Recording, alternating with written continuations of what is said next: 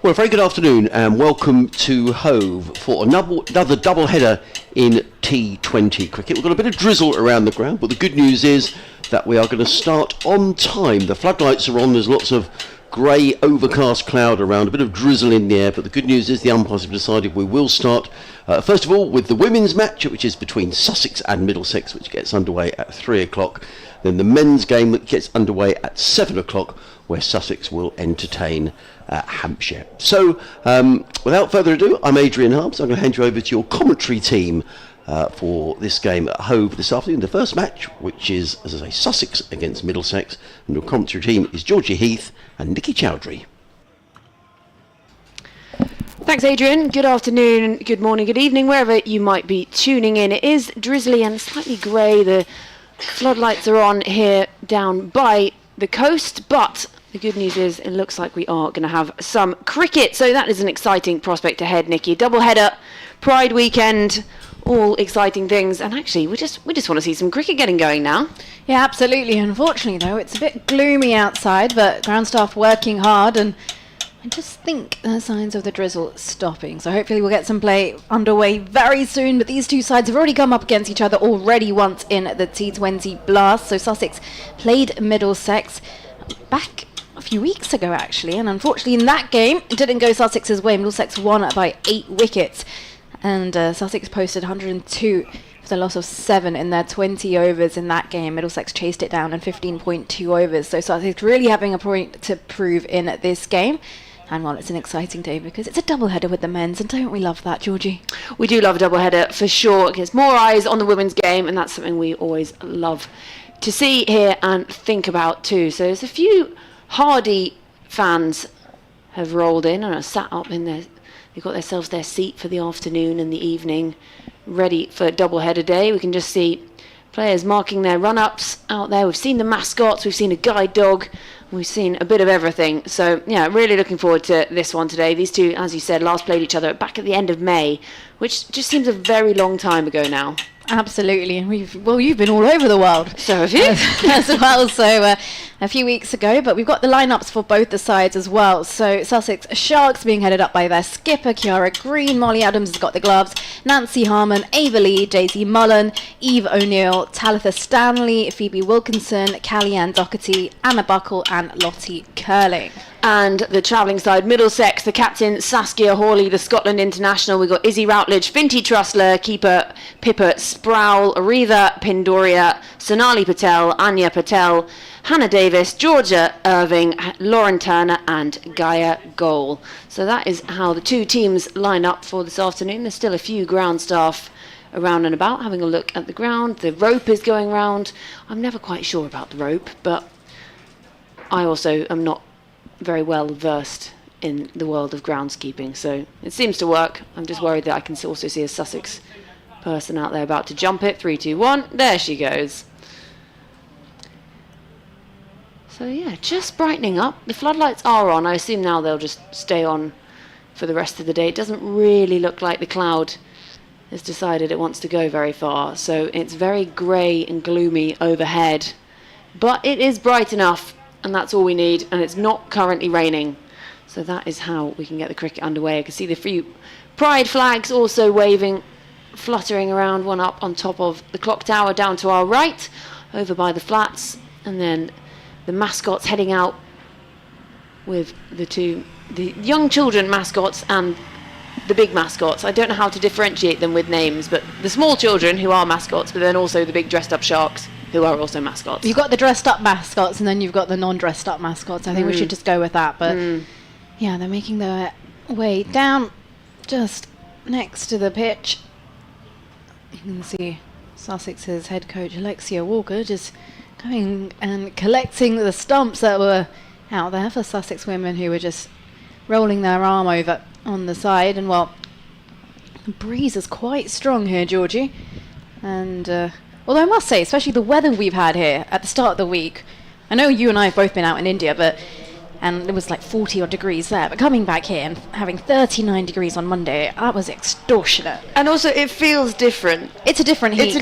Try and explain it to people who don't live in England. You say, oh, you know, even when it's 31, you're like, but 31 in England is not 31 like you know it somewhere else. No, there's not even a breeze. We don't have air conditioning, which we got so used to as we were out in India. That commentary box, I honestly thought I was going to freeze and become ice at some points, but it's a completely different heat, plus the humidity. And then here it's just like an oven, especially our houses. They're not made to really like keep cool, are they? It's that sort of how many windows can I have open, kind of leave this door open situation. But even then, you've got to go try and get the through flow through your house. I think we just need to invest in air conditioning now. It's been a few summers like this as well, and as soon as it touches the late 30s, I swear I'm pretty sure we could fry an egg outside. I mean, it'd be interesting. You could try it. We could try it. We could try it on the front of the car, on the I bonnet. did see someone try and do that. I saw it on social media. But then I always wonder if that actually is what happened. You never know what to believe on social media. But what we can believe in the media is that we are going to have cricket here today. We can see the non-dressed up mascots and the dressed up mascots waving those pride flags as the players prepare to head out into the middle. Obviously, there's a few gulls swooping around. I don't think there's any chips to be had just yet, so perhaps a little bit early for the swooping gulls.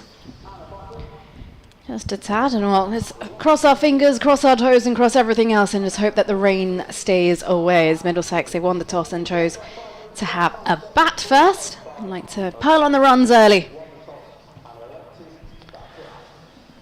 Yeah, interesting. So it's obviously a long time since these two last played each other. You know, they've had a lot of matches under their belt since then. So it will be interesting to see how they fare up. Middlesex currently sitting top of the South Group table, played 5, won 4, and they've lost just that one game on the 15th of June against Glamorgan, who won it by 30 runs.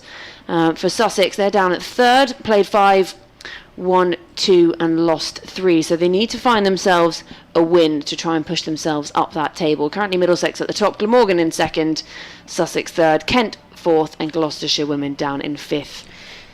Yeah, and so all sides playing each other twice. It's split into a South Group and a North Group as well in League 2. So South Group consists of course, Middlesex, Glamorgan, Sussex, Kent and Gloucestershire.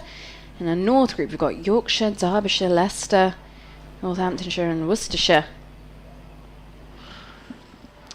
Yeah, and that's what I really like this with, you know, obviously the development of the women's game and the emergence of the different leagues, originally known as tiers this year.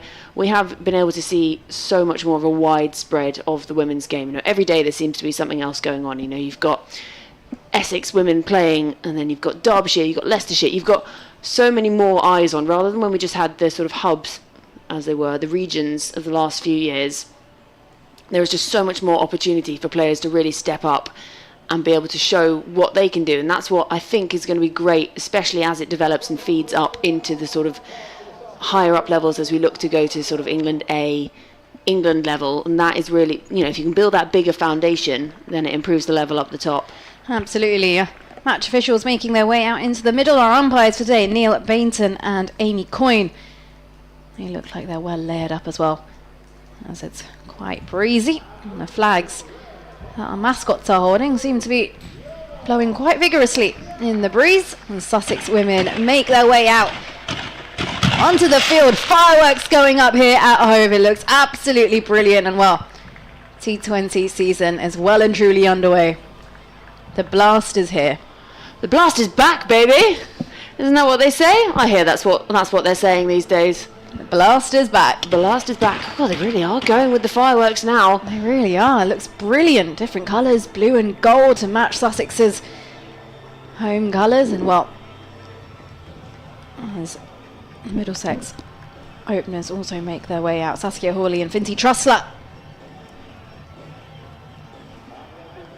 Yeah, Saskia Hawley, obviously part of that Scotland women's setup as well. Another player who spent her winter out in Australia playing. She was training alongside New South Wales Breakers, playing up at Manly where a lot of the Breakers play as well. So she's got a lot of cricket under her belt over the winter. And she's got loads. She's either playing out in Australia, then as soon as the season's done and dusted over there, on a flight back over here to England. So she's always in cricket. Never really gets some time off.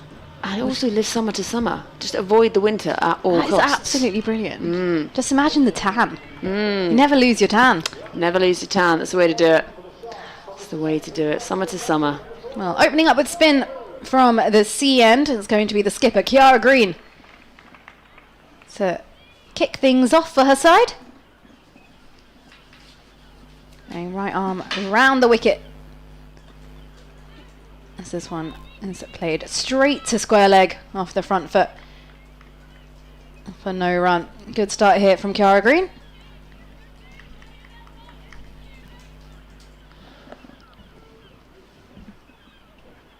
Flatter delivery. And again, 2 dots to start this over.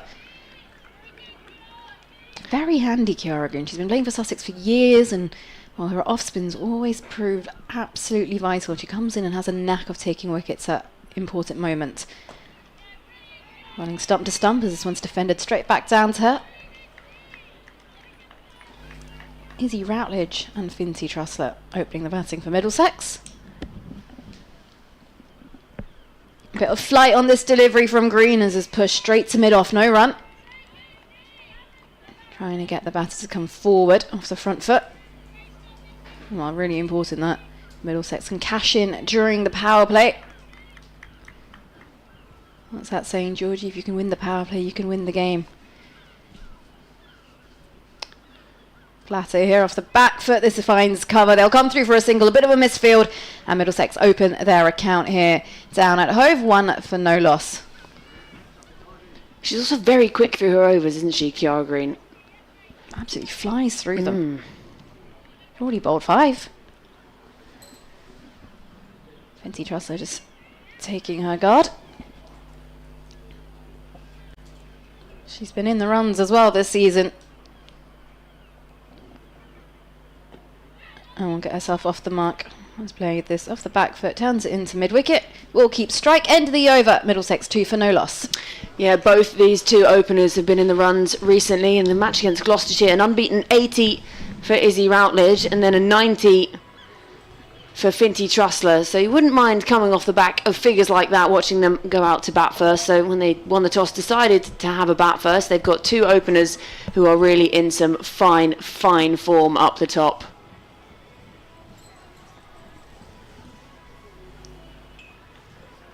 Absolutely. Who's opening things up from the Cromwell Road end?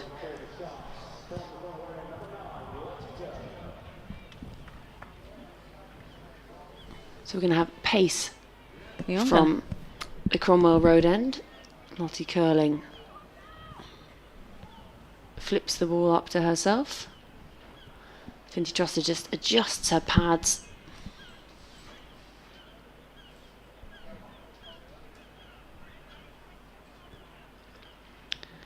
And it's fallen, beats the outside edge, just pushing at that one is Trussler, and Molly Adams could take behind the stumps, but a great start this from Curling, just flirting with that outside edge.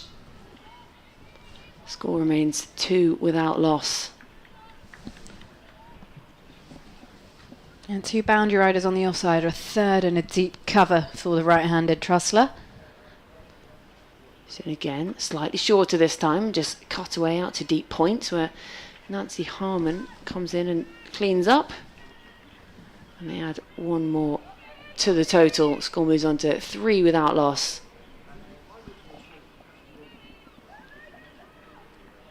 Done really well, actually, to get play underway so quickly. We thought about half an hour ago, and it was still quite heavy drizzle. We'd be waiting a long time for things to start. This time full again, just angling at the pads and straying down the leg side. The umpire's arms go out to signal wide. And adds one more to the total. Just have to go back and do that one all over again. Yeah, very quick outfield here at Hove as well, and especially with the weather we've had. It's been so dry. Anything that gets past that inner ring absolutely races away.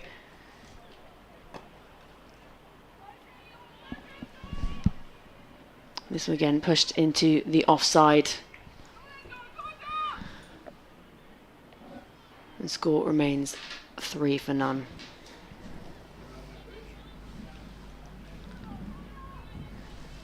So we got a third backward point, deep cover, extra cover, mid-off.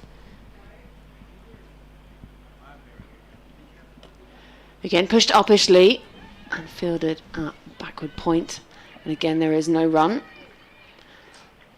Fairly tidy start this with the ball from Sussex.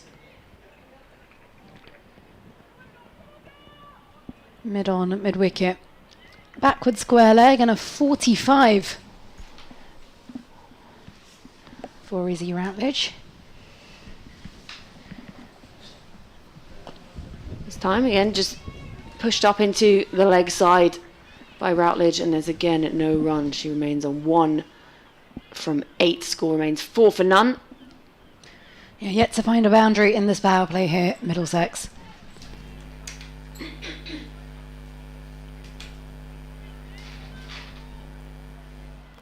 So one more to come in this, the second over.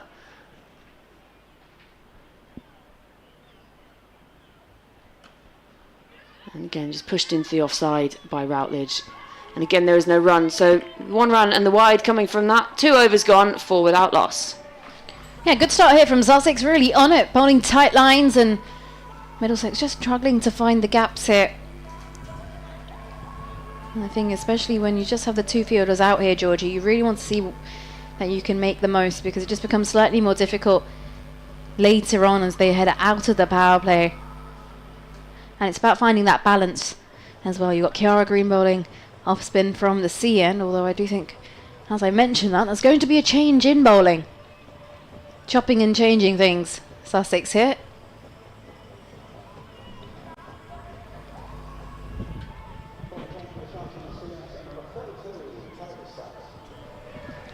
Yep, so there is going to be a change in bowling from the C end. And it's going to be Talitha Stanley replacing Kiara Green. So Seam, as she runs away from us in now. To Drosser, this one's hit up in the air. And it lands safe between cover and point. They'll come through for a single. That's the ball just stopping on Vincy Trussler a little bit. Looks like it took her by surprise, that one. I like this move as well from Kiara Green. Obviously, she opened things up with a bit of spin, but then she saw pace coming from the Cromwell Road end, so she's not letting them settle. We had spin from one end, pace from the other, and now it's just chopping and changing with her bowlers. Stanley in again. Width on the offside, driven through, beats point. And they'll come back for a couple of runs. Good work down by Deep Cover, who gets round to cut off a couple. Doesn't quite find the boundary. 2 runs added to the total. Yeah, just a little too much width offered by Talitha Stanley. It was there to be driven. So we've got a 3rd point, deep cover, extra cover mid-off, mid-on, mid-wicket, deep mid-wicket, and a 45. Stanley in now, and this one's down the leg side. And it's going to run away for 4 wides. And well, that'll be the first boundary for Middlesex. Whether it's come off the bat or not, they'll take it. Score moves on to 12 for no loss. Yeah, just a bit of an overcorrection there from Stanley, wasn't it? It was width outside the off stump, the previous delivery, so this time trying to push it straighter and just straying down that leg side and beating Molly Adams as well, who's standing up behind the stumps. So they're into the double figures now. Stanley in, and this is better. Goes across the line. Here's your Routledge. That's fielded at mid-wicket. Just looking to muscle it through. Doesn't get that one away. Doesn't quite come out the middle of the bat. Starting to look a little bit drizzly out there. Georgie? Yeah, at the moment the umpires seem okay about it. Oh, this is beautiful. Over pitch delivery, and this is lofted straight over mid-on's head. Runs down for 4. It's a very lovely looking shot there from Izzy Routledge. That's the first boundary off the bat here for Middlesex. Yeah, stand and deliver from Izzy Routledge. Just sat up. It was there to be hit for a moment. Mid-on thought she might be in the game, but instead just watched it soar over her head and has now had to collect it from beyond the boundary. And now it's a case of trying to dry off the ball that's been in that damp outfield beyond the boundary sponge.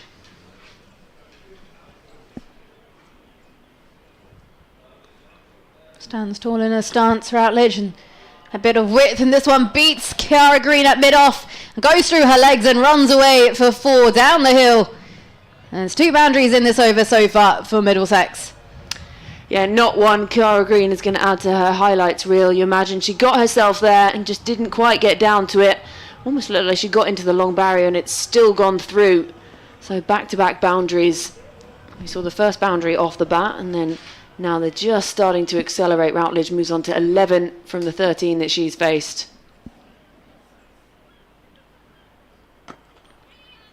This is better length here from Stanley, blocked out by Izzy Routledge to end the over. Middlesex 20 for no loss after 3. Yeah, they'll be pretty pleased with that. More expensive over this time. Middlesex, they were just settling in the 2 openers in the previous 2 overs and now starting to accelerate. Obviously the first boundary coming from the wides and then the 2 off the bat as well to add to that. So 20 from 3 now. Routledge 11 from 14. Trussler, well, she's been starved of the strike really so far. 3 from the 4 that she's faced. She'll be facing up now for the beginning of the 4th over. Yeah, it's always a bit frustrating when you're starved of the strike, because you start off with your momentum, you're in your flow, and then suddenly when you're not getting to have that bat on ball feeling, you can just feel like a little bit disconnected from it. Especially when your partner's scoring back-to-back boundaries. In this time, guided just down the leg side again. Lottie Curling straying in her line as the trumpet reverberates around Hove, and there's a few cries of yay. It's the IPL noise that we know so well now.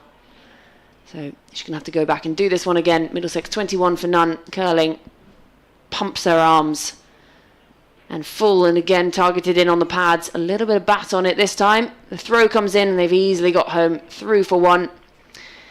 And Trussler gets off strike again. Brings Routledge back on strike. She's doing the heavy lifting at the moment. Trussler just sort of keeping her company for now.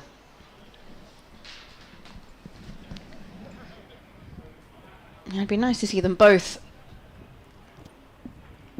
get off. She's in again this time, and that's clipped away past square leg and races away for another boundary off the bat of Routledge. She's come out, she waited a few balls, and now she really means business again. Yeah, it's a lovely shot there from Izzy Routledge. Just picks it up on length and finds the boundary. Beautiful looking shot. Just placed it perfectly as well, just in front of square leg. She knew exactly where the fielder was, and well, she got her reward. Middlesex 26 for no loss. Yeah, she's coming off the back of that unbeaten 80 against Gloucestershire. She made that in just 58 deliveries, hitting 12 fours on the way, Izzy Routledge. So she's in form. She taps her bat now And this is just pushed up towards cover, where a diving Nancy Harmon cuts it off inside the ring. And there's again no run. Score remains 26 for none. Routledge 15 from 16. And Finty Trussler again at the other end, just keeping her company. Faced just the 5 deliveries so far for her 3 runs. As Curling turns at the top of her mark again. And just not quite timed this time by Routledge, who looks to push it up towards extra cover. Going to find the bottom edge. And this is one of those cases they just have to keep drying the ball. It's quite a damp outfield. It's been that sort of misty drizzle that actually, if you wear glasses, is the worst. They get very, very damp. So having to continually dry the ball as 45 comes up inside the ring.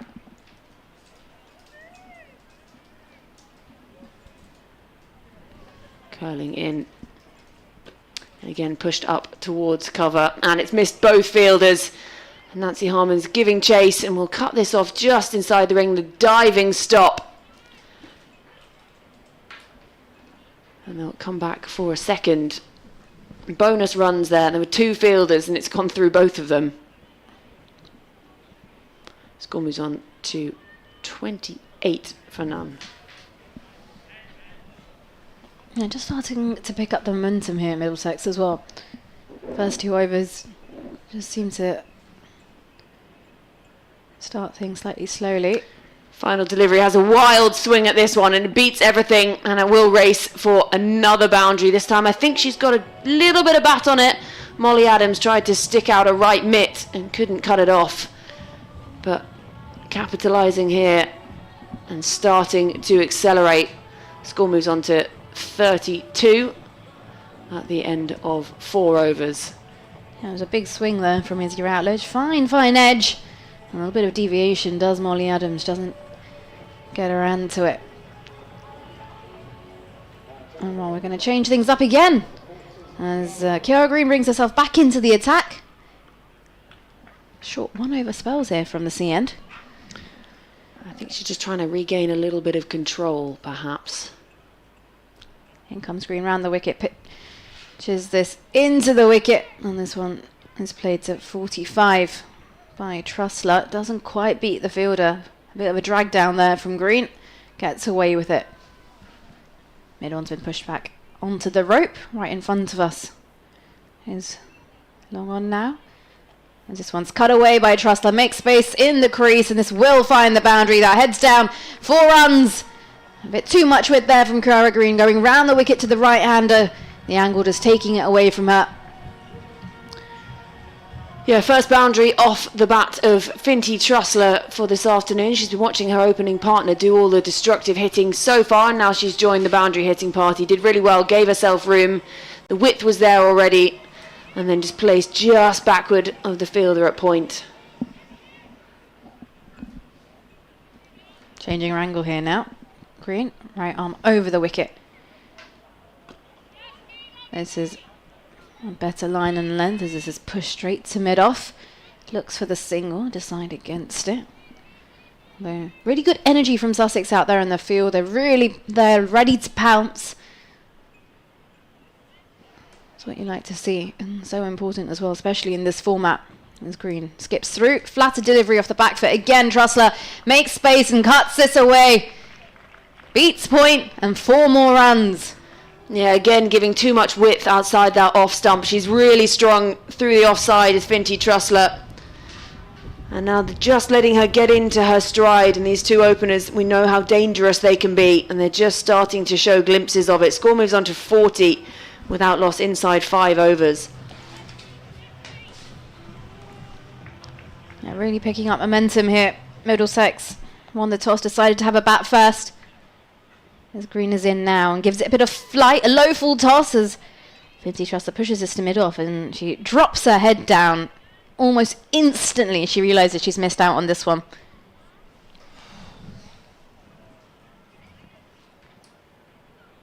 Green in again, short delivery, and again, this one is cut away. Trussler really enjoying that cut shot. She's got it away 3 times through the region, and that will be 4 more runs here for Middlesex. They move on to 44 for no loss at the end of 5 overs. Yeah, 3 boundaries coming in that over. Finty Trussler just getting into her stride. And, well, we thought it was Routledge doing all the heavy lifting, and Trussler has just reminded us that she, too, is in very good form in this League 2 of the Women's Vitality Blast. So now, some thinking to be done. Yeah, final over of the power play here as well.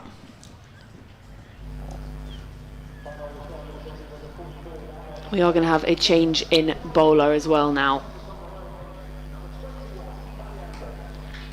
So Kellyanne Doherty has been given the honours of bowling the final over of the power play.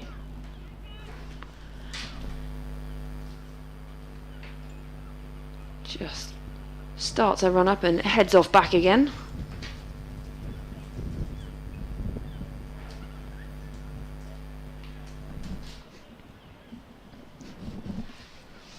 In she comes now, a fairly short run from the medium pacer, and it's driven up towards extra cover where there's a misfield from Kiara Green, but they won't capitalise, and it's still a dot ball. Score remains 44 for none. Yeah, Izzy Routledge and Finty Trussler both looking at each other being like, oh, should we have gone for a single there, because Kiara Green misfields and didn't really show much urgency to pick the ball up on the ricochet either. In again this time, and this time it's cut out towards deep point, who comes out sweeping round on the boundary, and they'll have to settle for just the 1 run. They thought about coming back for the second and decided not to take on the arm of the fielder on the boundary. Score moves on to 45 for none. Brings Trussler back on strike. She's 15 from 11. Looked like she was just getting behind in the previous over, and it shows just what a few boundaries can do. She's striking at 136 already. This time goes aerial up over short mid wicket, and it's racing out towards that boundary, and it will be 4 more to Finty Trussler. She moves on to 19. Middlesex move to 49 without loss. And doesn't quite come out the middle of the bat, but she's just got enough on it as the ball races away. Well, Middlesex off to a very, very good start here down at Hove.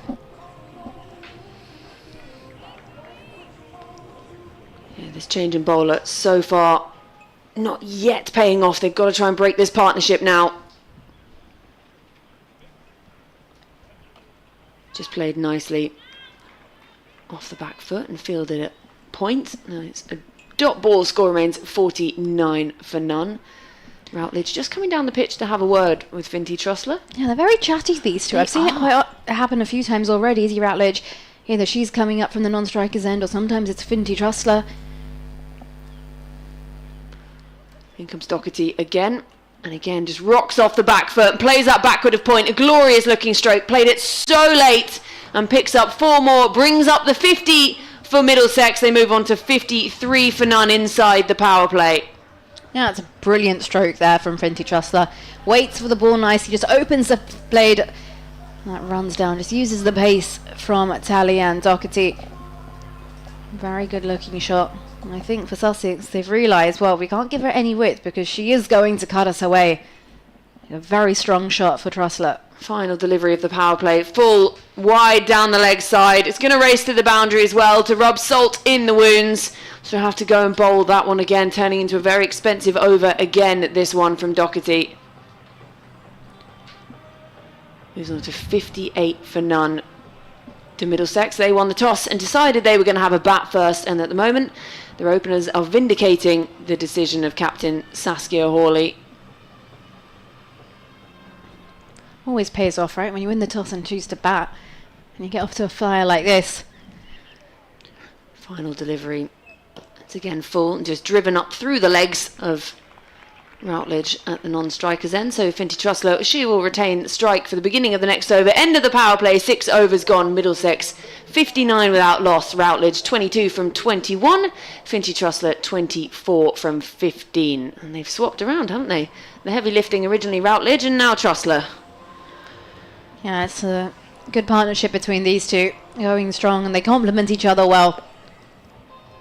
Finty Trussler works off with a little bit of room. She likes that. But Izzy Routledge give it straight to her on her legs and she can clip you away. So for Sussex, the question is, where do we bowl? And who do we bowl? And at the moment, I think that's what they are discussing out there in the middle. And Kiara Green has a word with Nancy Harmon, and they decide they're going to change things up from the C end once more. And it's going to be Ava Lee, I believe, replacing Kiara Green from the C end.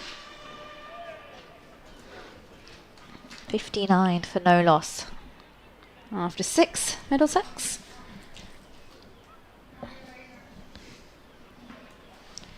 In comes Ava Lee, and well, this one really tossed up. Gets it on the low full toss. It's driven out down towards deep cover. Come through the single, and Finty Trussler again shakes her head in frustration as she knows she's missed out on this one.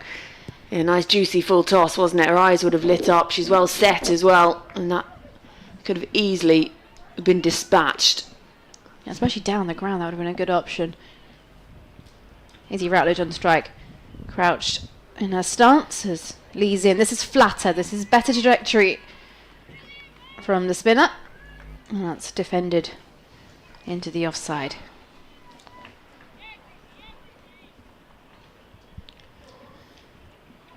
Skips through again, Ava Lee. And this one down on one knee, sweep straight to 45. That's brilliantly stopped. They'll come through for a single. And she's done a good job there. And she's definitely saved 2 or 3 runs. For a moment, I think she thought she'd lost the ball. She stopped it. It ended up behind her. She was sort of shuffling on her bottom before she could find it. But definitely, that looked like it had 4 written all over it as it came off the bat. Ava Lee in now, a bit of width on the offside, and Trussler just looking to make some room to access her favourite point region. Beats the bat, goes straight into Molly Adams' gloves. And again, Izzy Routledge quickly scampers down to have a word with Finty. Ava Lee skips through. This is a short ball, and this will be cut straight into the hands of point. It's a good over here from Ava Lee so far. Just the 2 runs leaked.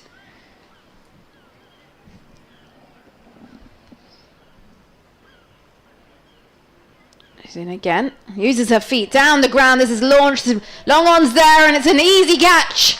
Finds the fielder, doesn't get it out the middle of the bat, and Finty Trussler, well, she will have to go, and Sussex get their first breakthrough.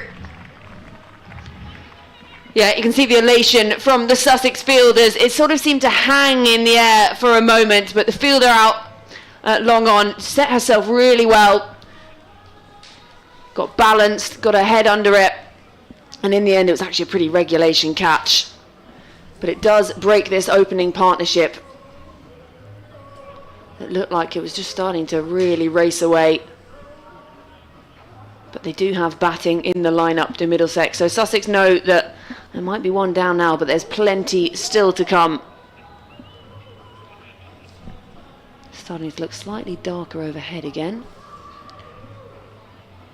61 run partnership comes to a close between Izzy Routledge and Finty Trussler. And she heads off after scoring 25 from 19 deliveries. Middlesex 61 for 1. And finally, well, that breakthrough very much needed for Sussex. The momentum had completely shifted into Middlesex's hands. And Gaia Gole comes out to replace Finty Trussler. She can be quite explosive, played for Middlesex through the county age group, and has been representing the women's side for a while as well. So well versed in the women's game. Tier 2 cricketer. And of course also a consultant. They can do it all, these girls. It's astonishing the amount you can seem to be able to pack into a day. So we're going to have a change in bowling again. Anna Buckle has been handed the ball to come from the Cromwell Road end. Molly Adams standing back, cap on. Right arm over, slightly shorter and just well kept down and out by Routledge, who is the set batter now, and she'll want to keep pushing on, keep this momentum going of the opening partnership. 61 put on by Trussler and Routledge together. Not sure if you noticed this, Georgie, but Molly Adams has a little bit of a walk in as well when she's keeping. She walks in like the fielders. She does. She walks in now as the ball is just pushed out, just past the diving cover. And saved out on the boundary. They come through for just one. Yeah, it's interesting, isn't it? I've never really seen a keeper do that before. It's like, you know, when you're playing sort of village when you're younger, every other ball walking in with the bowler, it's like it's just sort of stuck and she's just doing it too. She waits behind the stumps, cap on, black gloves. As Buckle waits at the top of her mark. A few more rolling in to the seats in the distance. And this one just turned away. Down to 45, and they'll come through for one run.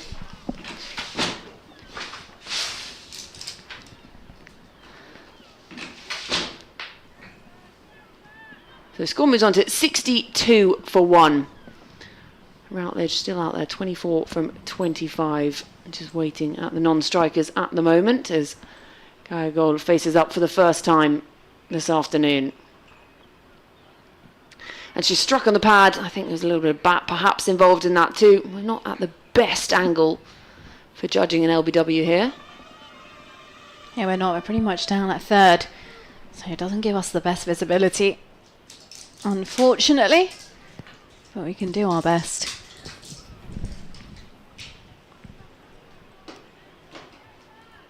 Not much of a change in the field.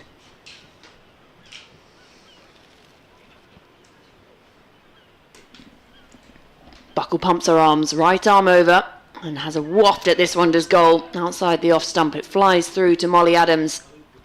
Once again at dot ball. Score remains 64 for 1. Floodlight shining in all their glory, as it's pretty gloomy down here at Hove. It's been a while since we've had gloomy skies. I'll be honest with you, I've just got used to seeing blue skies. Yeah, or torrential rain. There's no in between for us. If you were like us who are out in Calcutta and during the monsoon season, never seen rain like it either. I have never seen rain like it in my life. Just having a delay in play for a moment.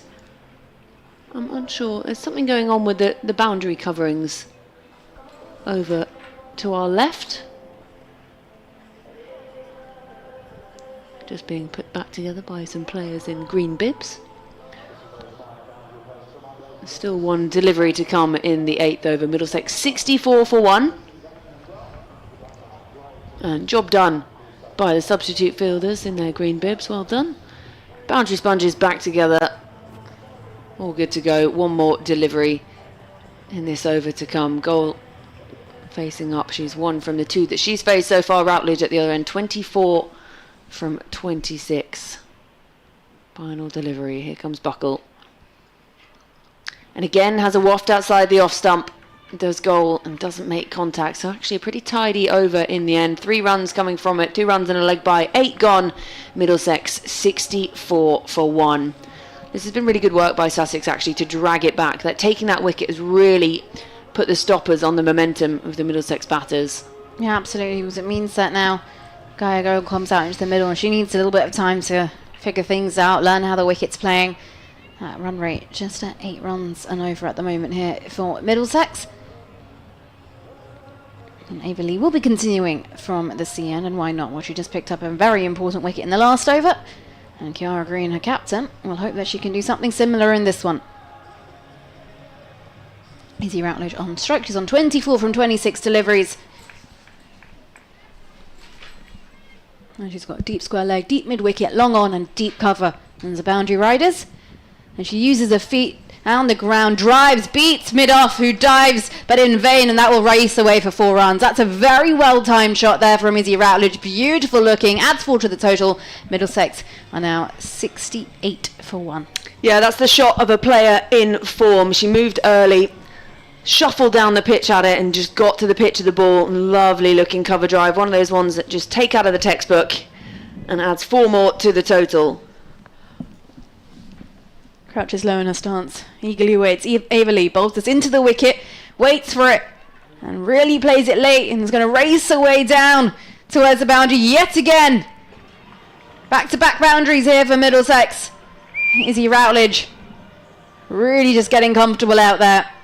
Yeah, I love that. Back-to-back boundaries. It looks like just 2 fours in the scorebook, but completely different. The first, she shuffled down, driven, and this one just waited and played it so late just to get it backward of that player at third. Really nice looking shot. Great touch from Routledge. Almost to say, if Will Finty's not here doing any of those cut shots, well, I better take on responsibility and take a page out of her book as well. That's exactly what she did. Routledge uses her feet again. This is tossed up, goes straight to square leg, but it's a slight misfield, which means I'll be able to come through for a single. A few occasions now, Sussex have just had the ball hit directly to the fielder, and there's been a bit of a misfield, just releasing that pressure that they've been able to build. Yeah, and it's just allowing that single, isn't it? They're almost doing the hard work of stopping it, and then it's sort of half stop in the end. Just got to stop it cleanly and throw, because they are putting that pressure on and coming through for that single. He really skips in, right arm over the wicket, tosses it up, and off the back foot this is played by Routledge, and that might just head down towards the boundary again. Plays it ever so fine. There is no short third in play, and that will be 4 more runs here for Middlesex. They're racing through now. Already the 3 boundaries in this over. They move on to 77 for 1 after that shot from Routledge.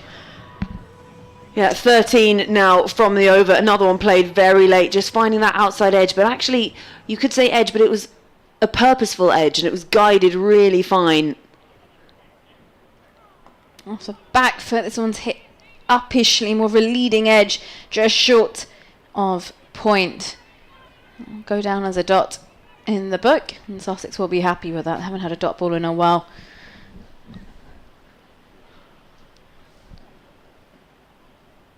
Averley into Gaia goal. Who off the back foot plays this down towards deep cover, comes through for the single.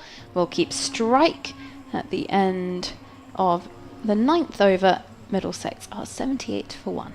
Yeah, expensive over. 14 runs coming from it. Routledge, well, she came out, she meant business, coming off the back of a great performance in their previous match, and has just continued in the same vein today. She's watched her opening partner come and go, struck some nice shots along the way, but Gaia Goal has come out to join Routledge, and Routledge is just continuing doing the heavy lifting. Goal keeping her company at the moment, going at a run of ball 6.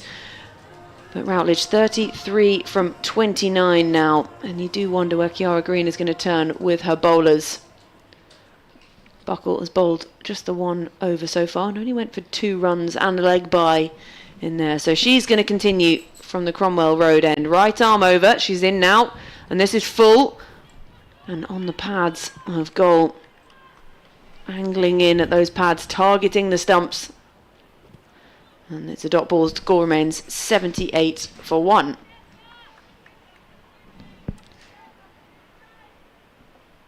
A few more fans rolling in for this double header this afternoon. A celebration of pride as well. As Buckle is in again, right arm over again, slightly fuller and driven along the ground, back past Buckle.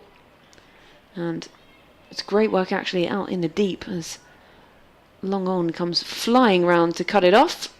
1 more to the total, 79 for 1. Yeah, absolutely brilliant as well. To see fans coming in. It's a Saturday, some schools have already broken up for the summer holidays, and what else is brilliant to see is that live from Edgbaston, Shubman Gill, the new Indian skipper, has just scored another century in the 2nd innings. Buckles in again. This is just pushed backward of point. Fielder comes around, cuts it off. It'll be just 1 more to the total. Absolutely crazy. And live from Edgbaston, he's just brought up another century. He's got a century in the Leeds Test, a double century up at Edgbaston in the 1st innings, and well, clearly thought that wasn't enough. Let's score another one in the 2nd. I think my favourite thing from that was that he said when he spoke to his dad, all his dad said was that you missed out on the 100. Well, I can tell you what, Georgie, that is a typical, hardcore, ruthless Indian father speaking to you. This is just driven back up along the ground, past Buckle, and again Long On comes around, cuts it off, and it'll be 1 more to the total. Yeah, the expectations are set high. There's no escaping. No, You've done good, but you'll never get told you've done well. You can always do better. You can always do better. Yeah, it's a tough taskmaster. Teaches you never to settle, apparently. Although sometimes praise could be nice. Routledge back on strike now. She's 34. And this just chipped away in the air down to deep square leg. And actually, for all that effort, just one more to the total. So again, quite a tidy over this from Buckle. She went for just 2 from her first over, gone for 4 singles, 1 still to come in this, the 10th over, approaching the halfway mark of this innings. Middlesex 82 for 1, goal on strike, 8 from 9 to the number 3 at the moment. The wicket to fall, that of Finty Trussler, caught by Mullen off the bowling of Lee for 25. So here comes Buckle for the final delivery of the 10th over. Slightly shorter this time and rocks off the back foot, strikes this nicely through extra cover and picks up 4 more. So a blemish on the end of a pretty tidy over from Buckle otherwise. It brings the 10th over to a close at the end of 10. Middlesex 86 for 1. Yeah, it was important Sussex got that breakthrough. They got the wicket of Finty Trussler. The momentum just shifted and slowed back down with them. Well, Gargoyle comes out into the middle and just assisting Izzy Routledge, who's saying, well, I'm not going to slow things down. We're going to keep things going. She's on 35 from 31. And well, 10 overs to go. And they've got wickets in hand as well. Yeah, they'll be feeling pretty confident, especially with Izzy Routledge out there in the middle. In destructive form.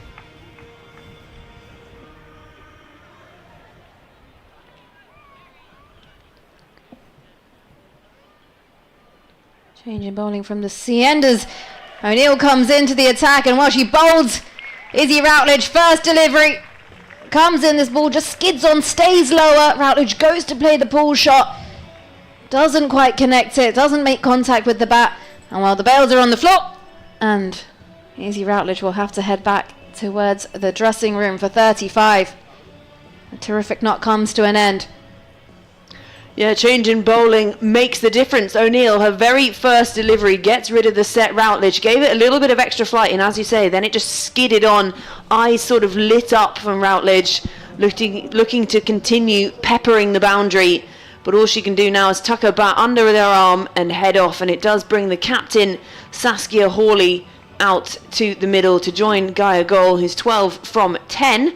So Middlesex now 86 for 2, and both openers back in the hutch, and they haven't had to really bat that deep recently, Middlesex. Obviously the 2 openers in the last game, an 80 unbeaten and a 90, and well, now they're looking to start having to use their middle order more. Saskia Hawley, this is the kind of challenge she'll love to step up to. There's a reason she goes and plays her cricket over in Australia throughout the winter, the international for Scotland as well. So a very fine cricketer. Eve O'Neill in again, tosses this one up. Hawley off the back foot, just defends that into the offside. There is no run. It's a lovely piece of bowling there from Eve O'Neill to get the wicket of Izzy Routledge as well. I've seen this time and time again from her. She varies the trajectory, gives it some flight, and sometimes just gives it slightly flatter. As this one's looped in the air, it's pulled away down towards deep mid-wicket. They'll come back for a couple of runs. Good running here from Saskia Hawley and Gaia Goal out there in the middle. And Hawley opens her account with a couple. Middlesex 88 for 2. Yeah, she's off the mark now, up and running, Saskia Hawley, and good running as well to get back for the second. O'Neill in now, slightly back of a length of the back foot. This has worked into the leg side, down towards mid-wicket. There is no one in the ring, so they'll quickly set off for a single here. They think about the second, but by the time they think about it, the fielders come up to collect the ball. 89 for 2 as the breeze just picks up. You can see the flags above the scorebox just blowing quite vigorously. Flatter delivery from O'Neill now, and this one's played off the back foot into the offside, down towards deep cover by Hawley.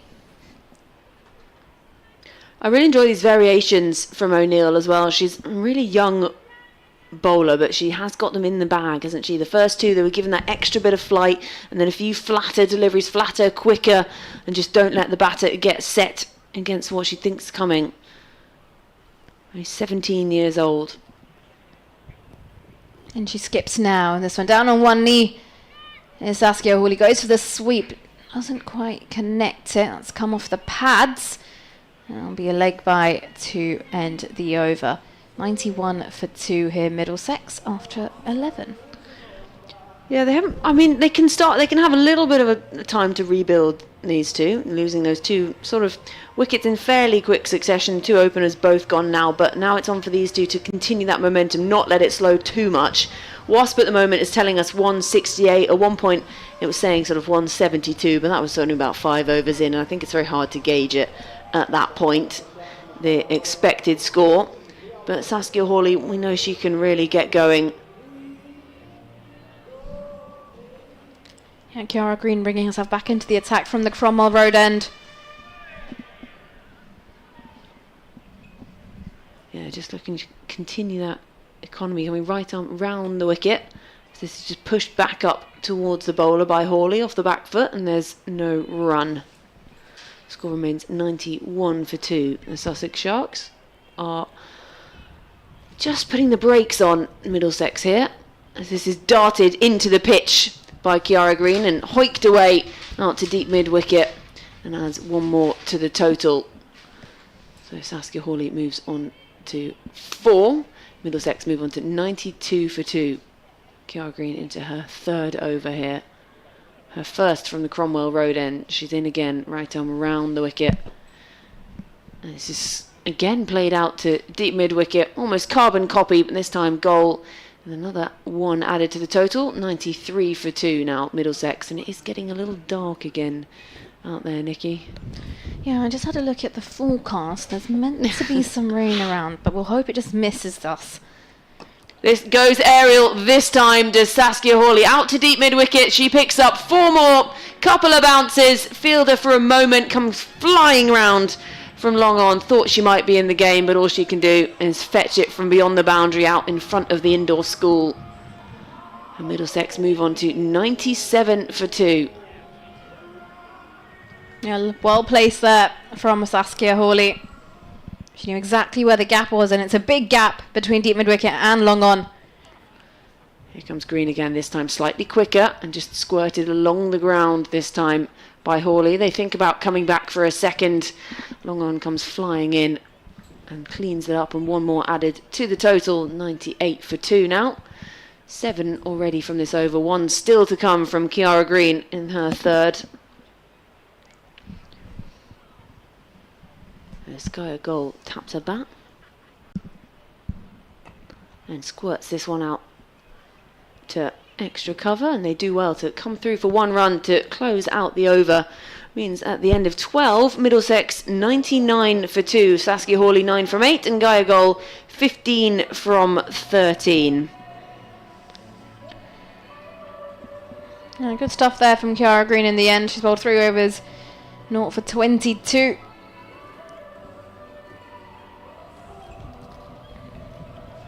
Economy of 7.3. It looks like Eve O'Neill is going to be continuing from the C end. Number 31 printed on her back. Gaia Goal.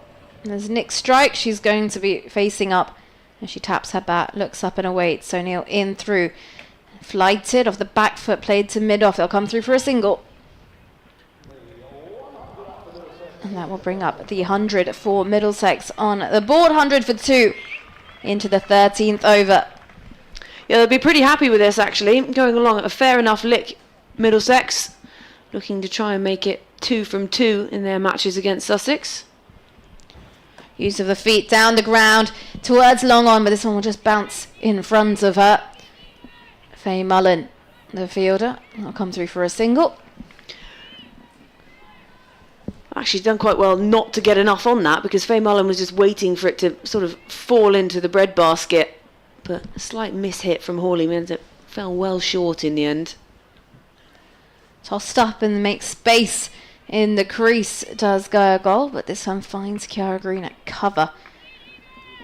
Doesn't get past the Sussex skipper. She taps her bat and ready to go once again. Eve O'Neill skips through. Gaia Goal with the back foot this time again. Straight to Cara Green, and this one's gone straight through the legs and will race away down towards the boundary. 4 runs. She's got herself nutmegged there, has the Sussex skipper. And will Middlesex move on to 105 for 2. Yeah, these are the errors that have just sort of crept into Sussex's game today in the field. We've seen a couple of those from the captain. We've seen a few others leaking singles on misfields and half stops. And that's what they really need to get tight on.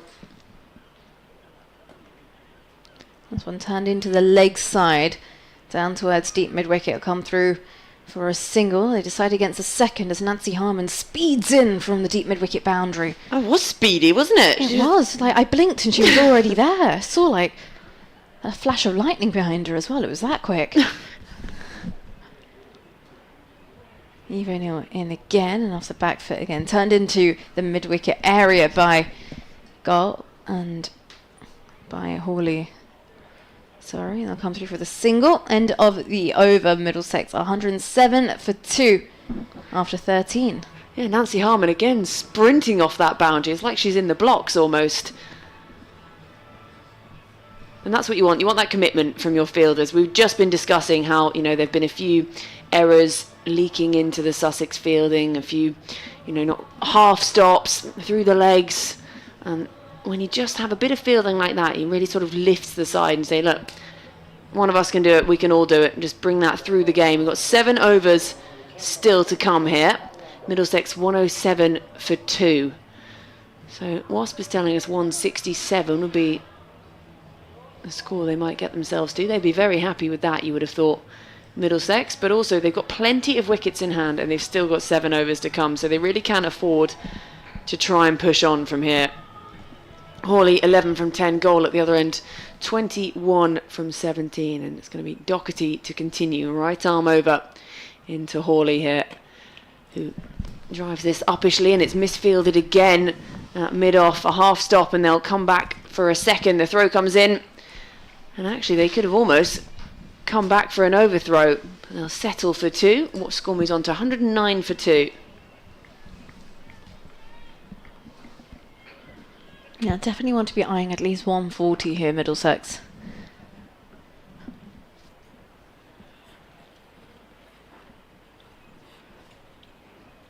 Here comes Doherty again. This time slightly fuller and just swept down to 45. And well fielded in the end and cut off for just 1 run. Well, last time these two played, Sussex made 102 for 7 and it was chased down inside 15 overs by Middlesex. Well, they've already passed that and they're only 13 overs in. So Sussex are going to have to go some with the bat.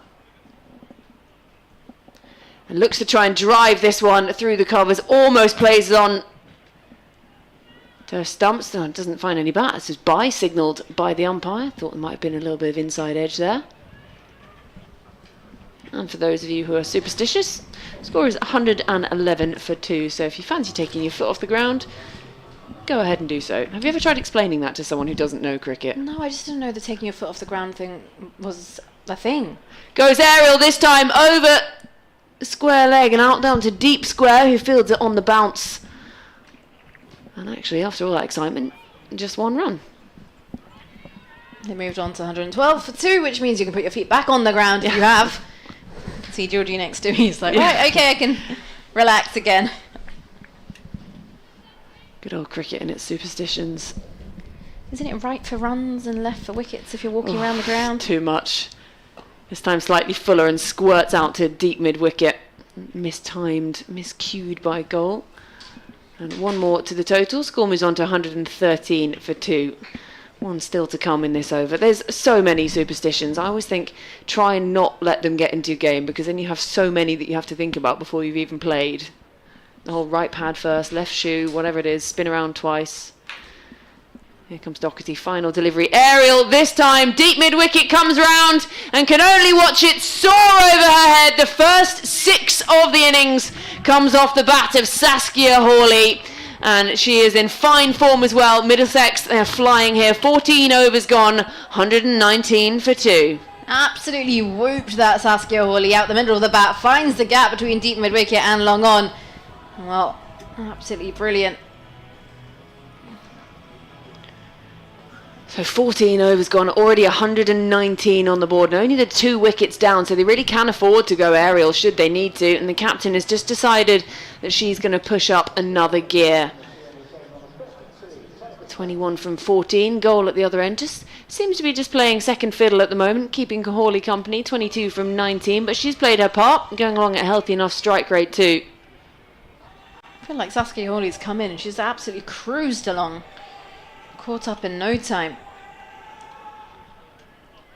Talitha Stanley comes into the attack. Well, comes back into the attack from the C end. Pace is being reintroduced, and this might just take Gaia Goal's fancy. As she stands tall in her stance, and this one clips away into the leg side, down towards deep mid-wicket. Nancy Harmon races in again. And there is no chance of a second run that both those batters out there in the middle were eyeing up. I'd love to see the speedometer on Nancy Harmon. Absolutely crazy. She's got like skates on her. It was never my forte, sprinting. By the time I get going, the 100 metres is over. Stanley in now, and this one tries to go across the line here. Gaia Goal access the leg side, that just clips up on the thigh pad. Drops dead in front of her. No run. Yeah, but you're quite into running, aren't you? You run like 10k I'd rather run a long distance at a normal pace than try and sprint, because I just can't get my legs going. So by the time I hit top pace, it's over. Your one stride's probably 2 of mine. Stanley in again to goal, down on 1. He goes to sweep, and 45 will come round to cut that off. Will just be the single. Score moves on to 121 for 2, and I must say, Sussex fielders have done a fabulous job at keeping themselves up and going and warm out there. It gives me like a bit of a early spring feel in the weather. It's like April out there right now with the breeze, as Stanley in over the wicket, and this one's played off the back foot down to Harmon, who's at deep mid wicket for a single. Yeah, it's not really, it's not giving British summer. Or maybe it is, actually. Maybe this is the epitome of British summer. Grey overhead, floodlights on it. You know what it is? It's when we're not in the country, then we get brilliant weather. We come back into the country and then it's just grey and miserable. Maybe we should just go again. I think we should. Yeah. See you at the airport. Yeah. In runs Stanley now. Full delivery in this one. Just dug out the block hole by Saskia Hawley. Plays it in to the leg side. There's no one in the ring. And that mid-wicket region shall come through for a single. Actually interesting there. So you've got a 45, then deep square leg, deep mid-wicket, and a long on. So if anything, if a ball's played into the mid-wicket region, that is Talitha Stanley's job to run and cut it off. Not only does she have to run in 20 yards to bowl, and she runs now away from us. And this one turned down the ground towards long on. Faye Mullen has a bit of a misfield. They'll come back for a couple here. It's a misfield from Faye Mullen. Then Nancy Harmon tries to help her out with the backing up, and she has a slight misfield. They'll come back for 2 in the end. At the end of the over, Middlesex are 125 for 2 after 15. Yeah, again, just the misfields in the Sussex game today. I don't know what it is, but there's something in the air. I don't know if it's the slippery ball or the light, perhaps. But they have really crept into their game today, and that's something they're going to have to look at trying to clean up as the rest of the tournament continues, and for the next 5 overs here, because we've still got 5 to go. 15 gone. Middlesex 125 for 2. Hawley, she's out there 23 from 17, striking at 135, and Gaia Goal 26 from 22. So Kiara Green just having a discussion with a couple of her bowlers, wondering where she's going to turn for this 16th over from the Cromwell Road end. Because at the moment, Wasp is telling us they carry on at this rate, they get themselves north of 170, Middlesex, and That's quite... that's a hefty target. And I think just more so than anything, that's already creating so much scoreboard pressure for Sussex. Yeah. Bearing in mind they have quite a young side as well. When you look at the board and you see, right, my target's 171, 172, you're already playing mind games with them. Yeah, and 125 already on, and they know that there's wickets in hand for this Middlesex side, so they know that they can really afford to push on. So in the field, that puts the pressure on as well. You've really got to keep tight, stop those ones turning into twos, which is what has been happening so far. So as you say, scoreboard pressure. There's just a long discussion going on at the moment between 4 Sussex players, including the captain. They have been good though in the field though. There's been moments where they've been like beyond brilliant, and then suddenly you'll have some really silly mistakes from Sussex. Looks like Anna Buckle has been handed the responsibility of bowling the 16th over from the Cromwell Road end. Yeah, she's gone for just 10 from her 2 so far, so been one of the more economical of the Sussex bowlers. She's in now, that long run, kicks up her heels, and full, and it's gone aerial down towards deep mid wicket, who comes around and cuts it off, and they're sprinting back for a second. Really good running between these two out in the middle. If you don't find the boundary, they'll turn that 1 into 2, run the first one hard, put the pressure on the fielder. Fairly long boundary out there towards the indoor school. Score moves on to 127 for 2. As Buckle does the turn at the top of her mark, a little shuffle at the top of her run-up. Hawley waits. This time goes uppishly through the gap between mid-off and extra cover, and she picks up 4 more, struck destructively off the back of Saskia Hawley. They tap bats in the middle, and it's 4 more to the total. That's absolutely smoked by Saskia Hawley. She hits it uppishly, but she hits it with so much force and conviction and races away. And well, Kiara Green, who stood in the ring at cover, could only just watch the ball fly past her. Hawley moves on to 29 from 19. Here comes Buckle again. Slightly shorter this time and wide. Molly Adams takes it cleanly behind the stumps, but wide outside the off stump. To go back and do that one again. Well, she'd been so economical to this point, but already now 7 from this over.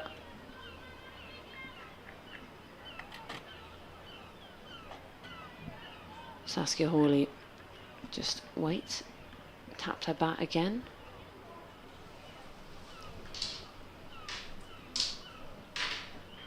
Short this time, played uppishly again, and really well fielded actually at her feet by Kiara Green. Extra cover, just got enough on it to stop it racing for 4. As mid-off comes around, cuts it off. But as it came off the bat, absolutely smoked again by Hawley. Green sort of ends up playing football with it and manages to stop it, get herself down, get something in the way. Hawley moves on to 31. Score 134 for 2. Short again, has a waft at this one outside the off stump, and it's going to be wide, signalled again. So just losing her way a little bit in this over is Anna Buckle, who'd been really tidy up to this point.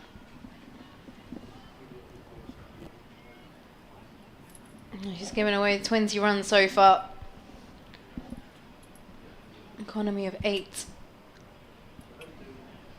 She's in again now. 3 still to come. This time slightly fuller and wide this time down the leg side as Hawley looks to try and pull it away. Can't get any bat on it, but they get 1 more run and scamper through for another. They just look like they've lost a little bit of control here, Sussex. Just in the field with the ball a bit.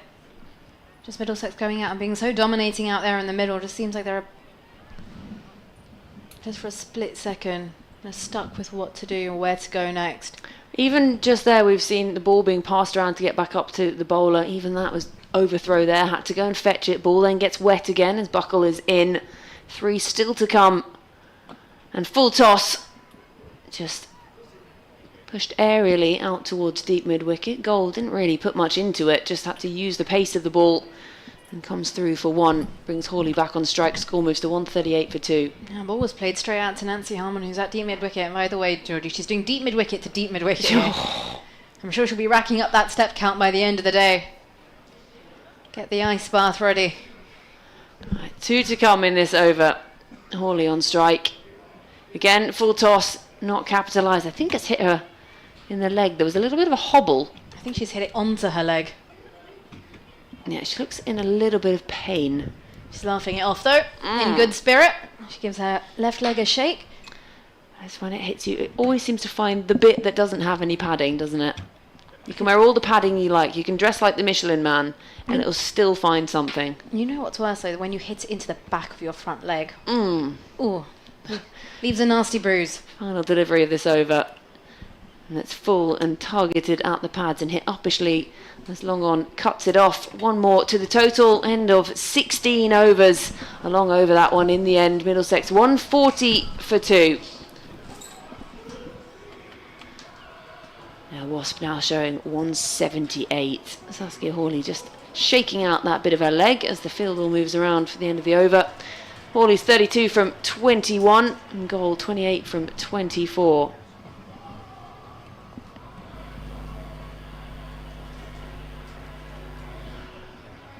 Up into the 17th over now. Middlesex 140 for 2. O'Neill coming back into the attack from the sea end. They need a wicket here. They've got to break this partnership because these two are well set and going into the dying overs. They've just got freedom to swing, really. O'Neill in, gives it flight. Off the front foot, played to mid-wicket by Hawley. She'll come through for a single. And Eve O'Neill runs in to do the fielding off her own bowling as well. Yeah, looks disappointed with that one.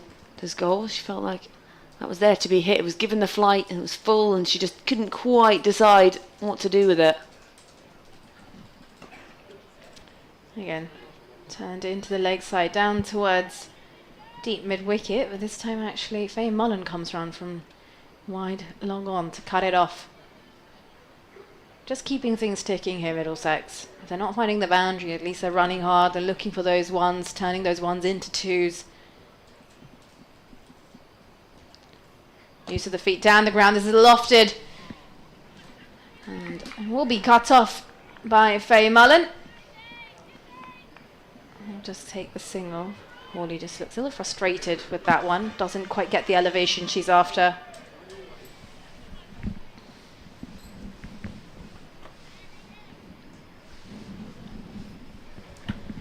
O'Neill at the top of the mark, ready to skip in. Right arm over the wicket. Flatter delivery, less flight. And this was hit straight to Anna Buckle at cover. There is no run. Looking to make space off the back foot is Saskia Hawley. She's on 33 from 23 deliveries. Strike rate of 143. She taps her bat, her weights. Shuffles across outside onto off stump and pulls this away for 4. That's absolutely raced away. There's no chance that deep square leg was going to get anywhere near that. That is destructive there from the skipper. Saskia Hawley just seemed to have all the time in the world for that one. She set herself so early, full wide base stance, and just hoiked it round the corner. Hell of a lot of venom on that one. She moves on to 37 from 24, and they're eyeing up that 150 already, Middlesex. And plenty of overs still to come. That'd been a pretty tidy over until that point. Final ball of the over. In comes O'Neill. Again, Hawley off the back foot. Plays this down towards Long On. Will come through with a single, keep strike. And Middlesex 148 for 2 after 17 overs. Yeah, they'll be very happy with this already, Middlesex. And now they really do have that platform. They've got 3 overs still to come. 2 well-set batters. The captain out there in the middle alongside the number 3. And I think this is the opportunity, and this is really the time they can just put their foot on the throat, put the car into the next gear, and just take on this bowling, because these bowlers are looking quite tired. The Sussex fielders, you can't hear any voices really. They seem pretty down.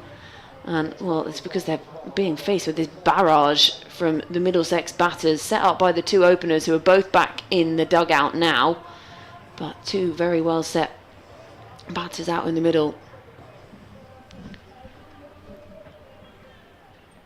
Back to a bit of spin again from the Cromwell Road end as Lee starts her 3rd. Right arm over. Goes aerial. That has gone very high. And Nancy Harmon flying in off the boundary at deep mid-wicket. Puts it down. She did really well to get there and was going to be an excellent effort if she'd managed to snaffle it. but does save the boundary. And you can just see there the intent from Saskia Hawley. Yeah, that was a brilliant effort there from Nancy Harmon down at deep mid-wicket. Running in. This time driven back along the ground, and Lee does well to get a hand to it to stop it. Hit hard again by Hawley, and the 150 up for Middlesex as well with that shot down to Harmon. They now move on to 151 for 2. Hawley's into the 40s. Goal now facing up 30 from 26. This time gives herself room, up and down the throat of the fielder at point. A soft dismissal in the end for goal, looking to just try and chip it over that fielder. Didn't quite get enough on it, and that's the third wicket to go down. And finally Sussex can break this partnership. Goal, she goes for 30, but Saskia Hawley is still out there in the middle. Middlesex 151 for 3. Yeah, just as you praised her, Georgie, she finds the fielder and, well, just hands that one away. 30 from 26 deliveries there for Gaia Goal. She's played a silent role. They're very effective, just assisting her skipper there out in the middle. Just kept things ticking over. Middlesex lose another.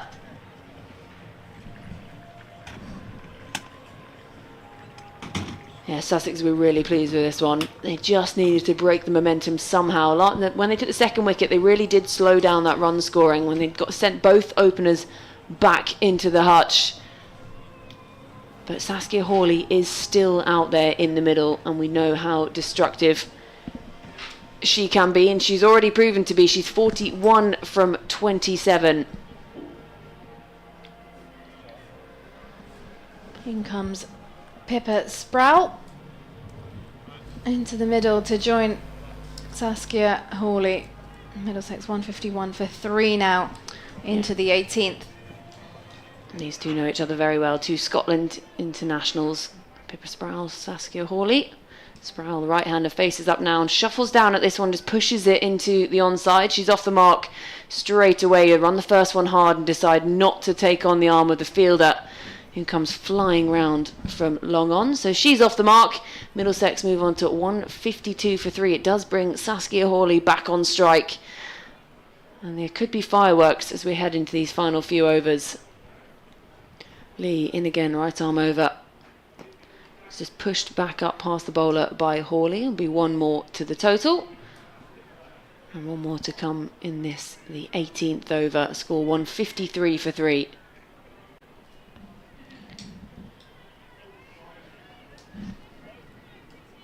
Yeah, pretty straightforward for Sproul here. Just try and get Saskia Hawley on strike as much as you can. She's striking at 150. She faces up now. And swept away, swept hard. There is a fielder out there at long leg, so it will just be 1 more to the total. So 18 overs gone, 2 still to come. Middlesex 154 for 3. Hawley on 42 from 28. Pippa Sproul run a ball 2. So 2 overs still to come. Wasp staying 174, and that seems like a hell of a target for when Sussex have to come out and bat. I would say 154 already looks like a really big ask. Oh, absolutely, and I think 174 would probably just really amplify the pressure that's going to create for Sussex when they come out.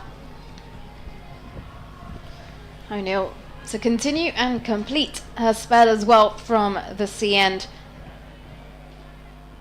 Sproul on strike.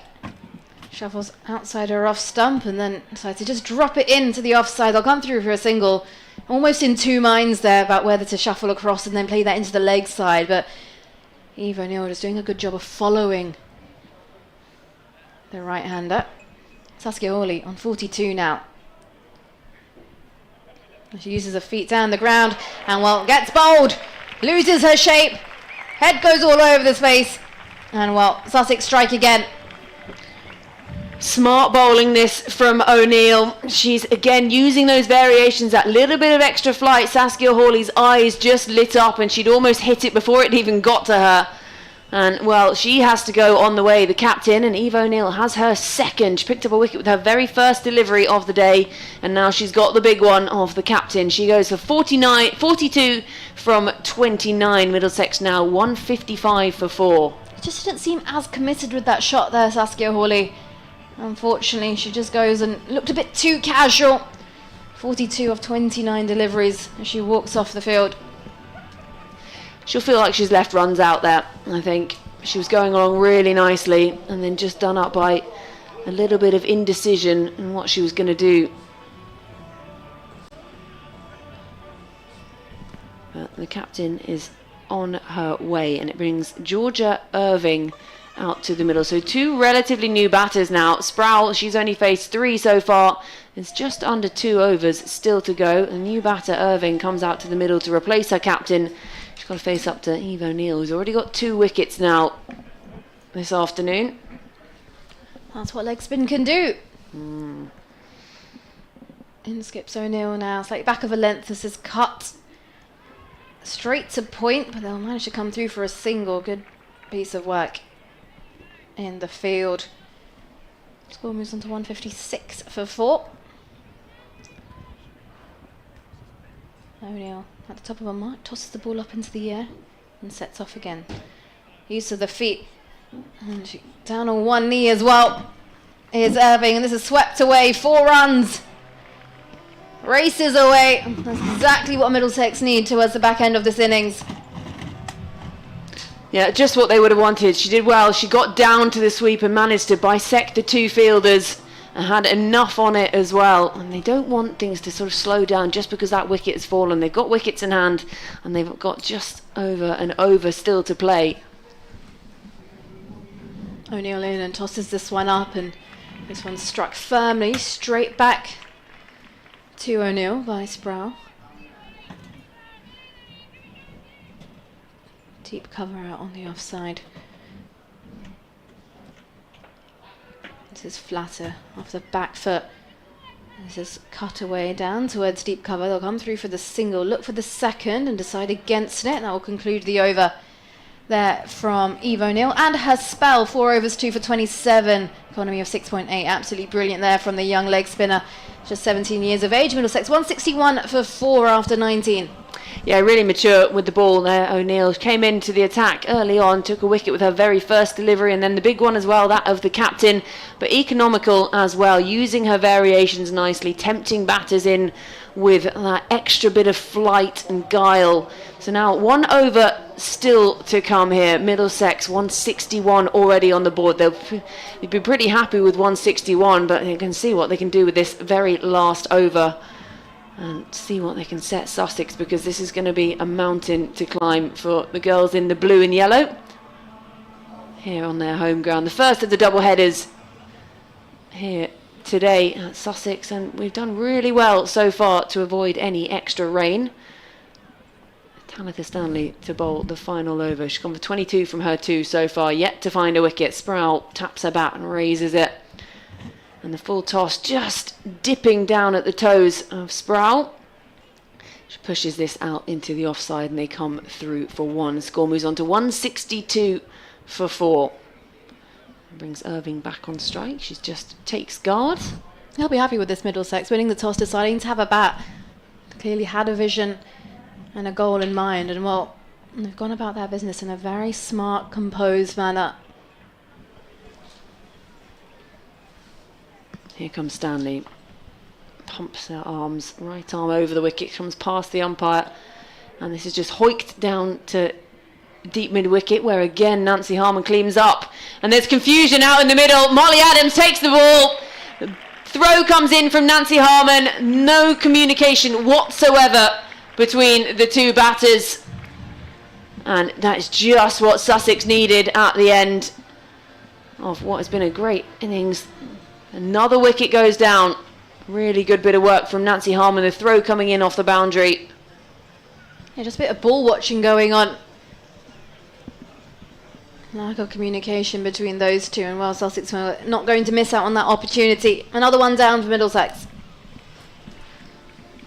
Yeah, I can understand the reasoning behind it. Thinking of coming back for 2, take every extra run you can in the last over, but there was absolutely no communication whatsoever. And that sends Irving on her way. She goes for just 1. So 4 deliveries still to come. Middlesex 163 for 5. They'll be eyeing up that 170 if they can. Brings Riva Pindoria out to the middle. She raises her bat, the right-hander. And there's a muted appeal from a few behind the stumps. And wide signalled. No, they haven't signalled it wide, but it's gone down the leg side. And I'm not sure she's got anything onto it. 3 still to come. 163 for 5. Makeup is Stanley at the top of her mark. Kicks up her heels. Molly Adams again shuffles in. Comes down the pitch to this one. Pindoria doesn't quite time it. Hits it on the couple of bounces up to Kiara Green at mid-off. And she's off the mark. Middlesex move on to 164 for 5. Pippa Sproul 9 from 7. Back on strike now. Here comes Stanley. 2 to come. Just looks to work this round the corner and sets off like a sprinter, pumping her arms. And they're going to come back for a second again. Lack of communication. Pippa Sproul coming back for another. And the ball's not taken cleanly by the bowler. And they do get through for a second in the end. And there's a collective groan around the ground. And it's all going on out in the middle there, Nikki. Yeah, I'm not sure what Riva Pindoria was just watching and staring. At this point, you're in the final over. Just a few balls left to go. Just put your head down and run. Yeah, nonchalant, to say the least. So 1 still to come. Middlesex 166 for 5. Pippa Sproul on strike. She's 11 from 8. Here comes Stanley, the final delivery of the innings. And it's just pushed up towards mid-off, and they're going to come through for 1 to finish off the innings. So Middlesex, they make their way through their 20 overs. They finish 167 for 5 at the end. Pindoria unbeaten on 1 from 2. Pippa Sproul 12 from 9. But this is going to be quite a mountain to climb for Sussex to try and chase. 168 will now be the target. At one point it was 178 on the board, so I guess they can take some heart from that. Slightly tidier bowling at the end, but it was set up by Routledge and Trussler up the top. Routledge, she was eventually bowled by O'Neill for 35. Vinty Trussler making 25 and goal 30, and Saskia Hawley top scoring with 42.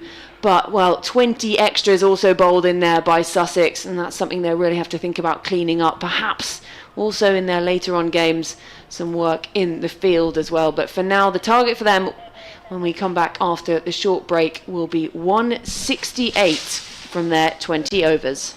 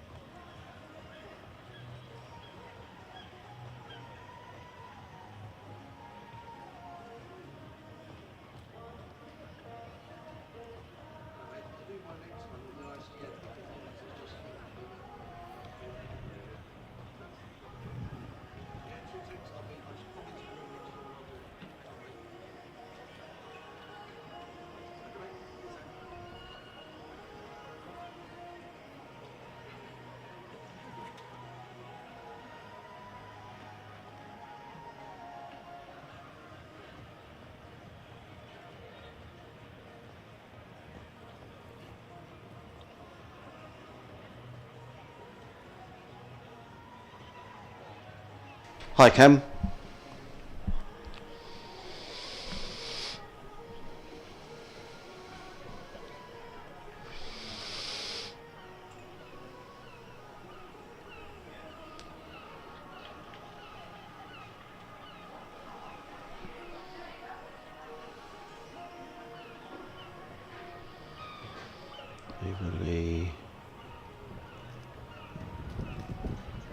Hello, mate. Hello, mate.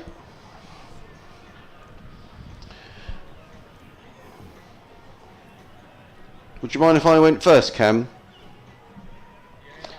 Just then, just in case they start commentary again, that'd be cool. Thanks, mate. And then the 5:30, I'll probably have to do it on my phone because I think the game will still be on.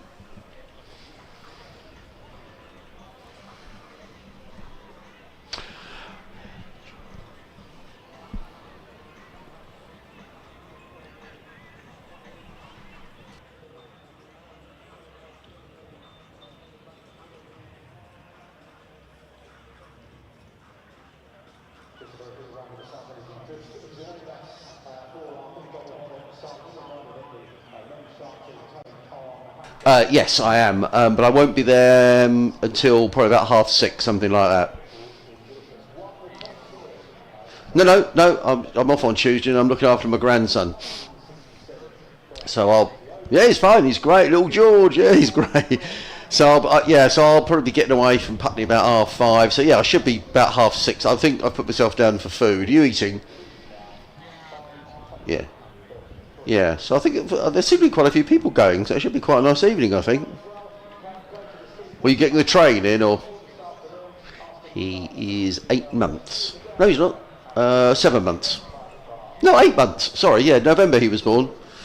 Yeah, November he was born. November the 21st, so he'll be 8 months in a couple of weeks' time. Where's the time going?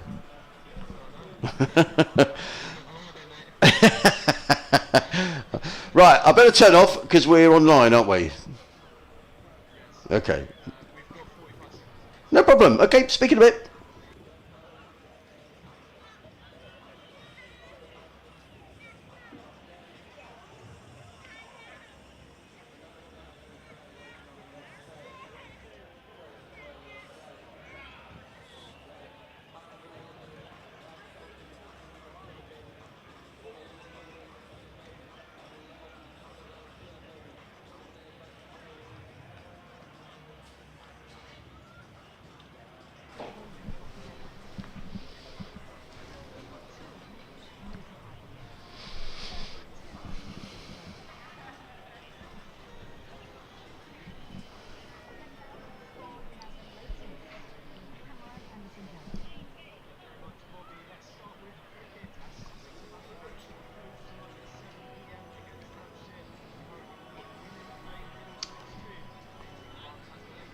Well, it's grey and overcast here, Cameron, but amazingly, despite some drizzle, we started on time at 3 o'clock and the Raiders held off. The floodlights are on, but Middlesex have just completed their innings. They finished on 167 for 5. A couple of wickets apiece for Eve O'Neill and for Ava Lee. So Sussex with it all to do. They need 168 to win. They start their reply in a few moments' time. And as you say, the men's game then gets underway. Sussex against Hampshire at 7 o'clock. Sussex looking to make it 2 wins in a row after beating Kent last night.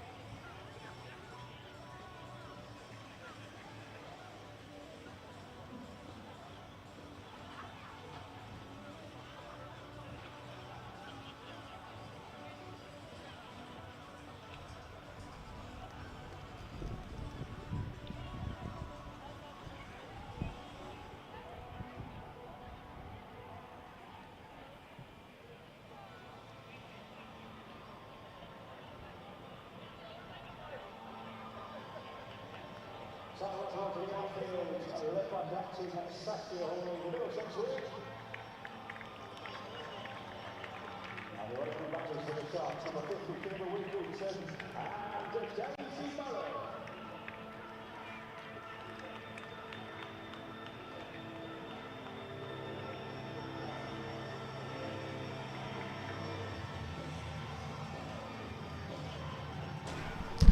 afternoon and welcome back to Hove for this exciting clash between Sussex Women as they take on Middlesex. Middlesex won the toss, decided to have a bat first, and they posted 167 for 5 at the end of their 20 overs. And as the players make their way back onto the field of play, Sussex have a mammoth target of 168 to chase down. And in the commentary box with me, Georgie Heath. Georgie, it was exciting to see Middlesex get themselves up and going with the bat. Well, I think they just have enough on the board here, you know. Yeah, I think they've definitely got enough on the board. They're a really strong looking side. Sussex, the young team, yes, they've got some batters that really can score runs, but 168 is a hefty target. At one point it was looking like 178, but this is going to be quite a mountain to climb. They've got to take advantage of the power play. These two openers. Yeah, Daisy Mullen and Phoebe Wilkinson opening the batting here for Sussex as Sonali Patel opens up with the ball from the C end for Middlesex. In runs Patel, back of the length of the back foot. This is pushed straight to cover, and wow, just look at the energy from Middlesex from the get-go as everyone's running around, backing up, full of momentum, and that's lovely to see. Drop ball to start with. Yeah, just flying in, aren't they? That's what we sort of lost throughout that Sussex fielding effort. They sort of lost the voices, lost the enthusiasm a bit. A few runs leaked. In runs Patel now. Short ball, this is pulled away, and that will race away for 4. That's a very quick outfield here. Too short, too straight there. And Daisy Mullen, well, she makes sure she gets everything on that, opening the account for Sussex, therefore for no loss. That was an absolute rocket off the bat. She used the pace of the ball so well, it just flew to the boundary. As a very well-known commentator would say, raced away like a tracer bullet. Yes, that.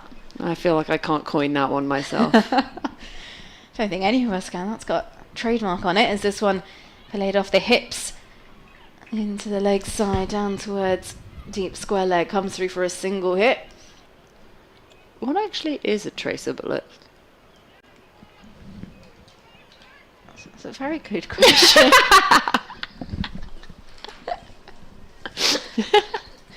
I think everyone's just kind of just accepted it. No one's ever asked a question. No. It was said with so much conviction when we first heard it live on broadcast. In runs Sonali Patel to Phoebe Wilkinson off the back foot, just opens the blade, and this is going to race away for 4, beats point, timed to perfection.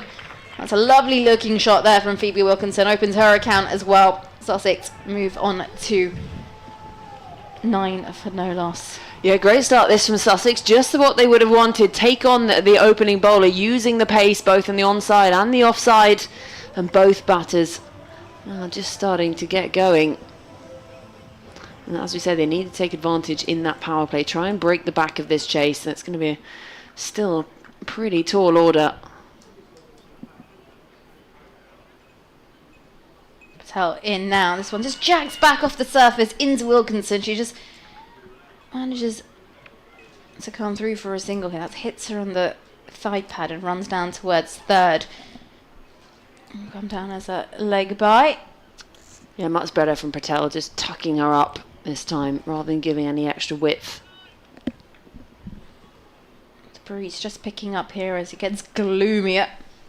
As in runs Sonali Patel, number 23 printed on her back. And this one off the back foot, turned down towards deep square leg. They'll come through for a single, look for the second. That's some swift fielding out in the deep. We'll keep it down to 1. End of the first over. Sussex Sharks 11 for no loss. Just the start they would have wanted to get off to, really. Finding the boundaries, both openers opening their account. Mullen 6 from 4, Wilkinson 4 from the 2 she's faced. Patel perhaps just struggling a little bit with her line at times in that first over. And this is what they would have wanted at the beginning for Sussex in the beginning of this power play. 11 from the very first over. Wouldn't complain about that as a start.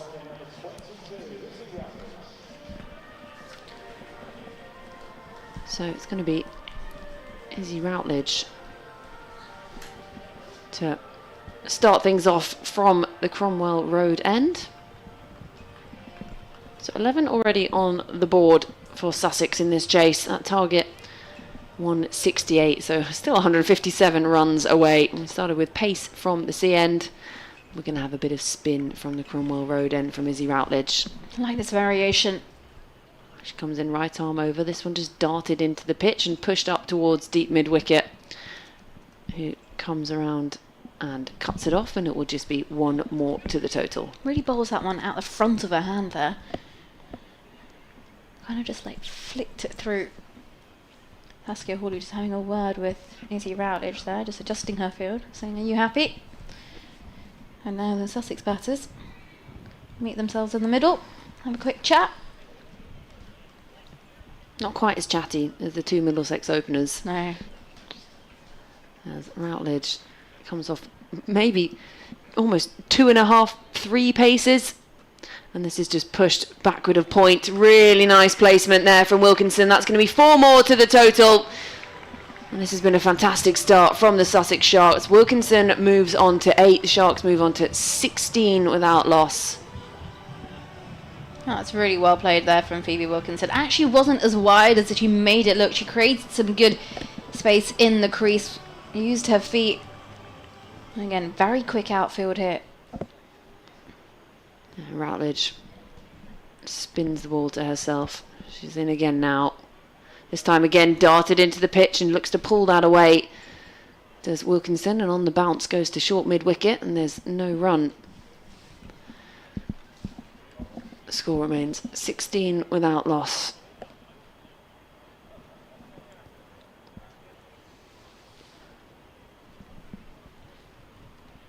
Routledge again, this time slightly fuller, a bit of extra flight, looks again to push it backward of point. There's a mix-up in the middle, the chance of a run out, and Mullen, well, she was all the way down at the other end of the pitch, had to set off back. She'd basically run 2, and Wilkinson hadn't even moved, and that is a bonus wicket for Middlesex, and they break the partnership straight away.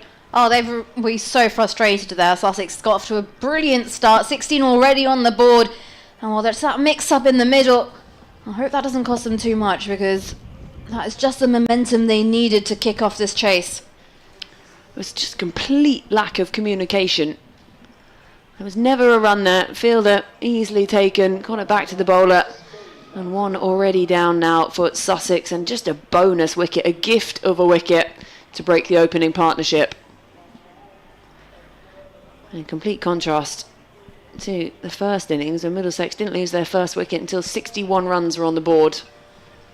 Now it's 16 for 1 here in this chase.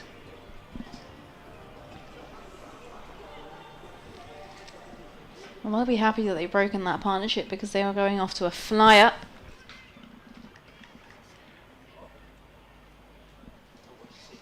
So here comes Routledge again. And that's just pushed towards cover, and there's again no run. Nancy Harmon has come out to the middle, come in at 3. She's at the non-strikers, so Wilkinson on strike. After that bonus wicket. Yeah, she's got an important knock here to play, Nancy Harmon. There's a lot lying on her shoulders, and final delivery of this second over. Just turned away into the onside, and again there's no run. So 2 overs gone. Sussex Sharks 16 for 1. The wicket falling in that over. The run out and bonus wicket for Middlesex. And they'll be feeling really up and about in the field now. 2 gone and 16 for 1. That target 168 seems a very long way away. yeah, it's going to be a big chase, and Nancy Harmon will have to lead that one as well. We know what she's capable of. And one of these two need to bat through right till the end, because partnerships are so crucial, and Sussex will need a big one. We saw one from the opening stand of Middlesex, 61 run partnership from our openers at Middlesex, and while Sussex will need one here as well. Saskia Hawley brings herself into the attack from the C end. Some off spin, and she pulls this one on the stumps, and it's played with a straight back. a bat down to long on for a single. Does a bit of it all, doesn't she, Saskia Hawley? Bats, bowls, captains. Good to have both disciplines, especially I think also just for confidence. If one day doesn't go well with the bat, you can rely on the ball, and vice versa. And sometimes you have a good day with the bat, you end up having a good day with the ball as well. So, and she skips now, gives this one a little bit of flight, and this one gets a thickish outer edge, and that's going to race away down towards the boundary, and it's just going to win that little race with the fielder. 4 runs for Sussex, and they move on to 21 for 1. Yeah, not a lot of pace on the ball at all, but did really well to get enough of a thick outside edge to get it to race to the boundary. Fielder giving chase, gave it the sort of Freddie Mercury knee slide to chase it, but just in vain in the end. Hawley in again. This one's defended by Wilkinson off the front foot. Full face to the bat. Just keeping her lines tight here. Saskia Hawley. She means business. At the top of her mark, ready to go again. Right arm over the wicket. And this one's turned into the leg side by Wilkinson. They'll come through for a single. Just adjusting her field here as well as Nancy Harmon comes on to strike. Sending mid on down onto the boundary. And she skips in now. This one quicker off the back foot, push down the ground towards long on. Will be a single. Harmon will keep strike. Actually, I've raced ahead of myself. There's still a ball left in the over. Flying through her over here, Saskia Hawley. Yeah, we're nearly at the end of 3 already in this chase. Long on back in the ring now for Phoebe Wilkinson as Hawley skips through. This one off the back foot is cut away straight to point. Dot ball to end the over. Sussex Sharks 23 for 1, chasing a target of 168. Yeah, need another 145 runs. I like to always have a look at the DLS. I'm hoping it's not going to rain, but DLS par around this point would be 25. So Sussex Sharks 23 for 1. So they are around and about where they would need to be. But it just depends how deep they can bat and whether they can just keep up with this run scoring. They obviously had a big first over, 11 coming through in the first one, the wicket coming in the second, the run out. And now it's down to Nancy Harmon to face up the beginning of this 4th over. As a bit of One Direction reverberates around the ground. Oh, I love a little bit of One Direction. You're never too old to listen to some One Direction. Never too old for a bit of One Direction. I really wanted to go see them in concert when I was younger. I went to Busted instead.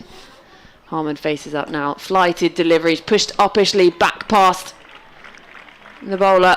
And it's going to be 4 off the first ball of the over. Yeah, it's a very nice looking shot there from Nancy Harmon. Doesn't go to overhit it, just gets the perfect timing. Just plays it straighter of mid-off as well, and knows exactly where the gap is. And of course, there's nothing better as a batter if you can get it down the ground and get your boundaries that way. Why not? Yeah, welcome to the attack, Lauren Turner. She does a sort of 2-footed jump at the top of her mark. And this time it's full and straight and just squirted off the inside edge from Harmon into the leg side. And she rehearses that sort of defensive shot. And there's again no run. Score remains 27 for 1.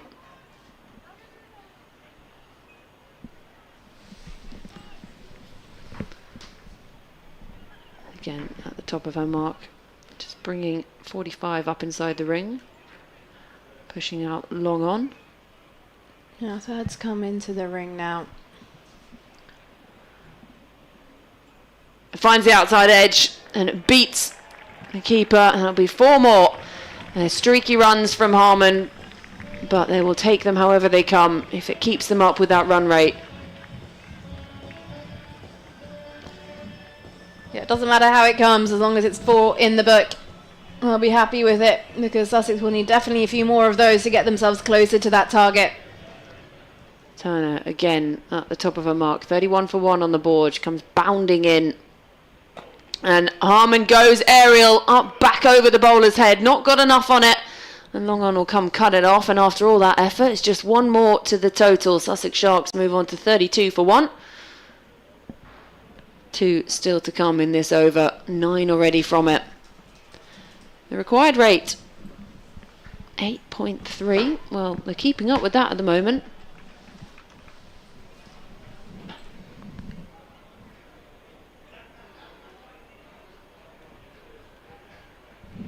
As Wilkinson taps her bat and waits for Turner.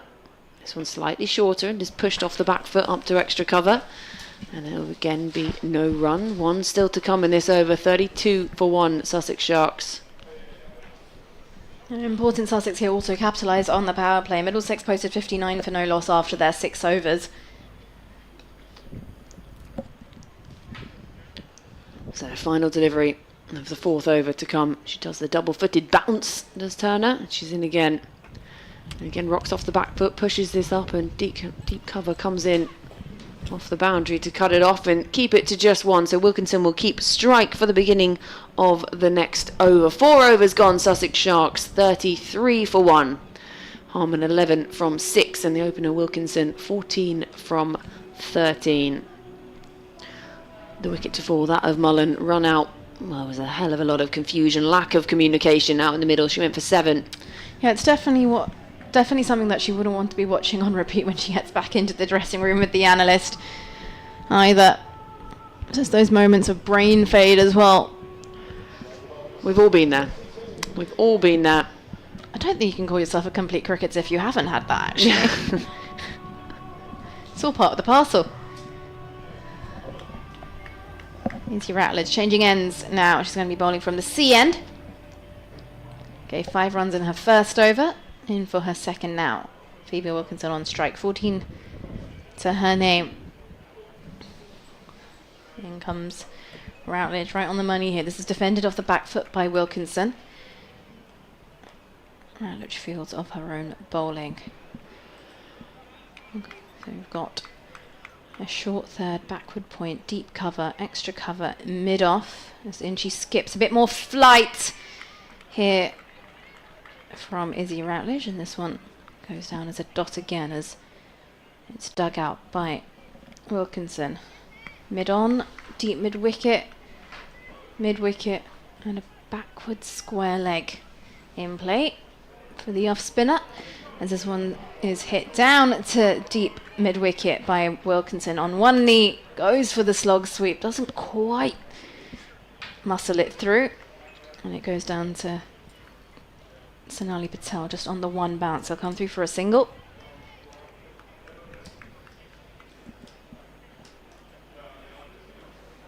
Routledge into Nancy Harmon, who plays this straight back over the bowler's head, and will come through for a single.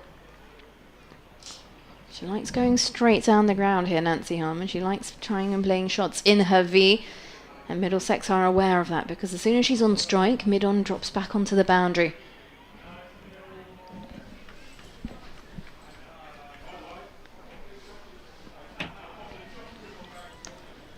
Routledge into Wilkinson, crouches in her stance off the back foot, now works this with a straight blade to deep cover, comes through for the single. Score moves on to 36 for 1. Yeah, they need to find a boundary though. Sort of at the beginning of every over would be ideal. It's got to get that into the over, because otherwise it puts the pressure on later on, and that required rate just keeps pushing up. Routledge, a bit more flight, and this one's driven straight back at misfielded by Routledge, but it's get covered up by mid-off. They'll come through for a single, and that will conclude the second over from Izzy Routledge. It concludes the 5th over, as the Sussex Sharks are 37 for 1. Yeah, so 1 over of power play still to come, and well behind where Middlesex were in their power play. Did you say 61 for 1 at the end of their power play? They were 59 for none. 59 for none. The first wicket fell at 61 for Middlesex. And well behind that at the moment, Sussex Sharks. But 1 big over can always change things. And when Middlesex, they won the toss and decided to have a bat first. They would have been vindicated with that, please, when they put up 167. Turner continues. She stands at the top of her mark. Just bringing third slightly finer. Does that double-footed bounce, and she bounds in this time. And just squirts away on the drive from Nancy Harmon. Fielded at extra cover, and there's again no run. Score remains 37 for 1.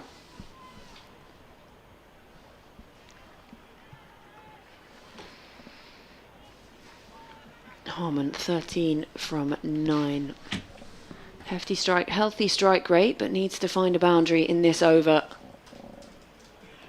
And again, just has a push at this one, finds the outside edge, it falls just short of third. And again, there's no run. Building the dots here. Build the dots, build the pressure, and force them to try and create run scoring opportunities.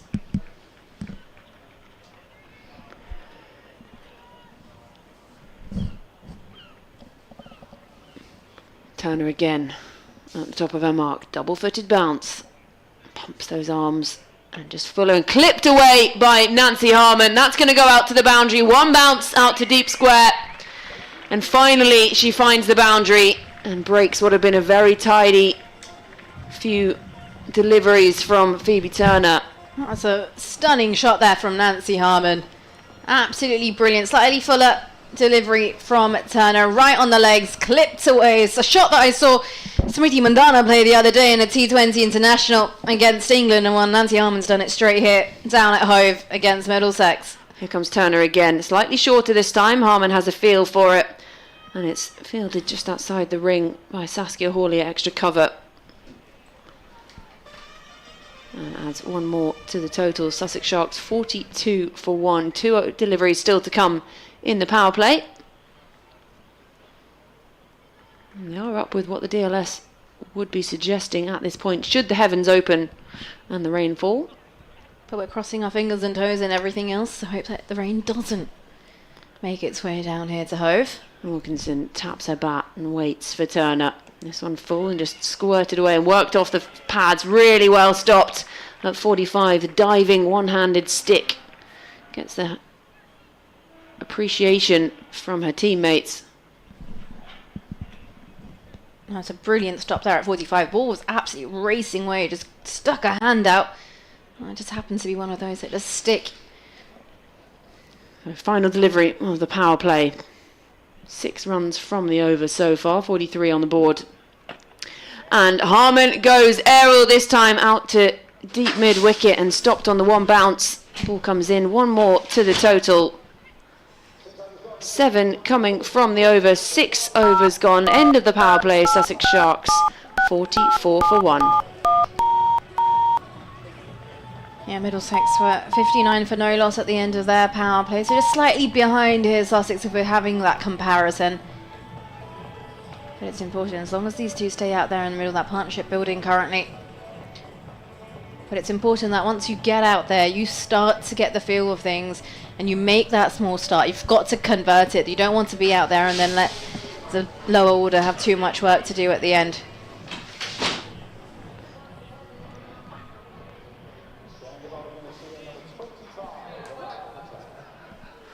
So 43 on the board in the power play. On a normal day, Sussex probably be pretty pleased with that. But knowing that they've got this mounting decline, Wasp telling us 19% chance for the Sharks. Change in bowling from the sea end as well now. Anaya Patel coming into the attack for her first over. Some leg spin. And this one off the back foot just gets a thickish edge off the bat of Nancy Harmon. And will race down towards the boundary, but will get cut off. But they come back for a couple of runs. Well, Nancy Harmon, we saw how quick she was in the field, and now we're seeing it out in the middle. They're running the first one really hard, putting that pressure on, trying to get back for the second. When you're not finding the boundary, that's what's so important to keep that run scoring up. Anaya Patel skips in. A very good trajectory here from the leg spinner. This one's played down towards long on for a single.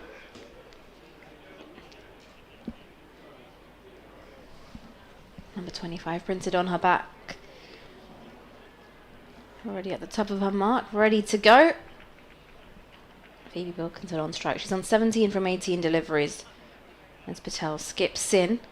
little bit more flight here, and Wilkinson down on one knee, looks for the slog sweep, doesn't make connection. This one just comes off her pad.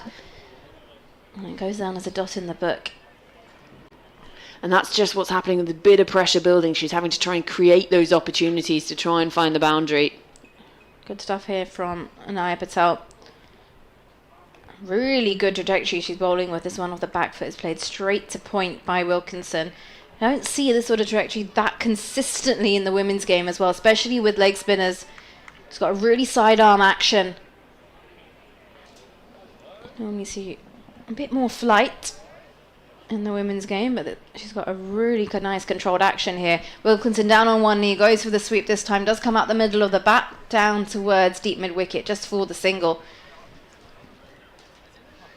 She's bowling at a decent pace as well. Yeah, it's been really tidy over this, just the 4 runs coming from it so far.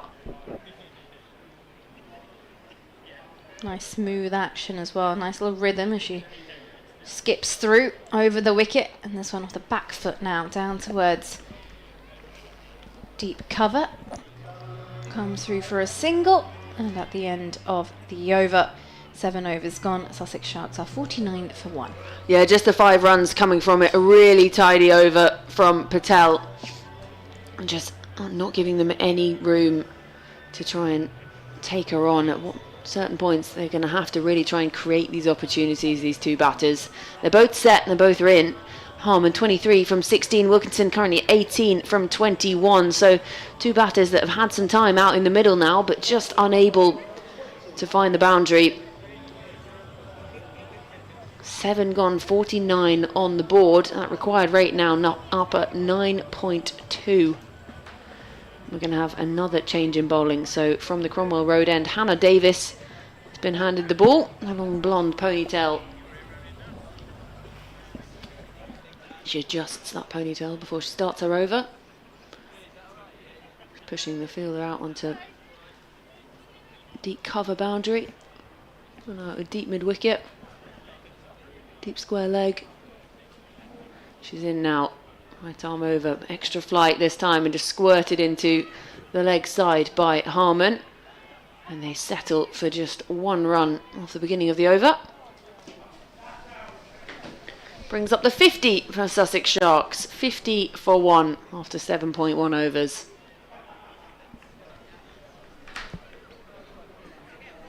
And they're going to have the change in field for Harman again, pushing out deep cover. 3 in the ring on the offside. Gives herself room and just pushes this out just backward of point, who cuts it off, and there's again no run. Pressure starting to build. That's exactly what Middlesex wants to do. They can just build up some of that dot ball pressure. Sussex will try and find that release. Here's Davis again, and looks to just work that one round the corner. Does Wilkinson, and it's just got the legs. Excellent diving effort from Patel to try and cut it off, but it's gone so fine. You almost need a backstop to try and cut off something like that, and finally they find the boundary. Yeah, good chase, unfortunately in vain at the end from Sonali Patel. The ball just wins that one. That's exactly what Middlesex don't want to do now as well. Don't give them those extra opportunities, those wides.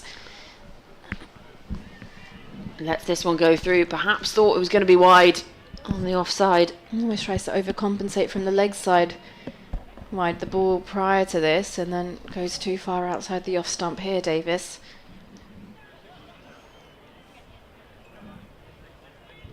Bit of extra flight again, and still gets away with it. Just tempting Wilkinson, who's leaving it thinking it's going to be a wide. Yeah, that was very close.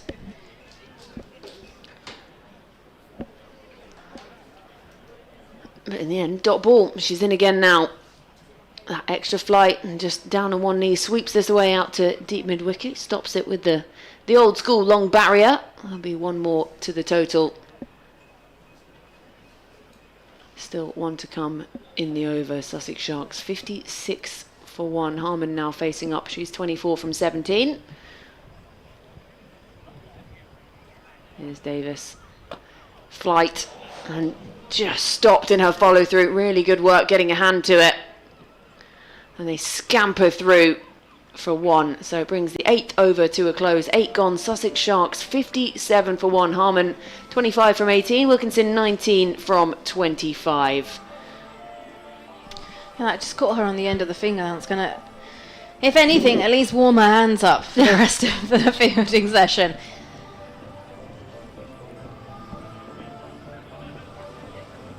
So 57 on the board at the moment. DLS is telling us the par would be 58, but they still require another 111 runs here, Sussex Sharks. It is a big ask. But they've got 12 overs in which to try and do it, as the gulls seem to be descending from above. This one uses the feet. Does Nancy Harmon down the ground. Just over mid-off's head. And that will race away for 4. 3 fielders chasing after it, but this one, the ball wins. A boundary to kickstart the second over here from Anaya Patel. Sussex Sharks move on to 61 for 1. She bowled a very tidy first over, so this is really good work from Harmon, just taking her on the very first ball of the over and just release that little bit of pressure early on. And just a change in field here as well now after that boundary. Deep square leg being brought into the ring, mid-off being sent out onto the boundary. As Anaya Patel skips in now and goes down on one knee, straight over mid-wicket's head for the slog sweep does Nancy Harmon. This will race away 4 more runs. Back-to-back boundaries here for Sussex Sharks. They move on to 65 for 1. Yeah, it might be a big ask, this chase, but not if Nancy Harmon is flying like this. We saw her sprinting around the boundary and around the field when they're fielding innings. Well, she's brought that energy into her batting. She's now 33 from 20. She's striking at 165. Patel into Harmon again. This time off the front foot, hits it uppishly wide of long on, and that will go away for 4 more runs as well. Really picked out the gap. There was a moment there Georgie thought was actually, is this going all the way? Just timed that well, Nancy Harmon. That sweet spot off the middle of the bat. She moves on to 37. Sussex Sharks 69 for 1. Yeah, 3 boundaries on the trot at the open of this over from Nancy Harmon. Falling just maybe a foot short of that boundary rope. Flatter delivery here from Patel, and this one's pushed off the back foot straight to Saskia Hawley, who's at extra cover. No run. It'll be a sigh of relief for Anaya Patel as well, that she's got a dot in there somewhere. 444 dot this over so far. Required run rate 8.7, currently going at 8. Here, the Sharks. Use of the feet comes down the ground and goes across the line, plays this down towards deep mid-wicket. And they will take the single. It was sort of head bob there in frustration. Nancy Harmon, she's rehearsing the shot, feels like she's missed out. Didn't quite get a hold of that one.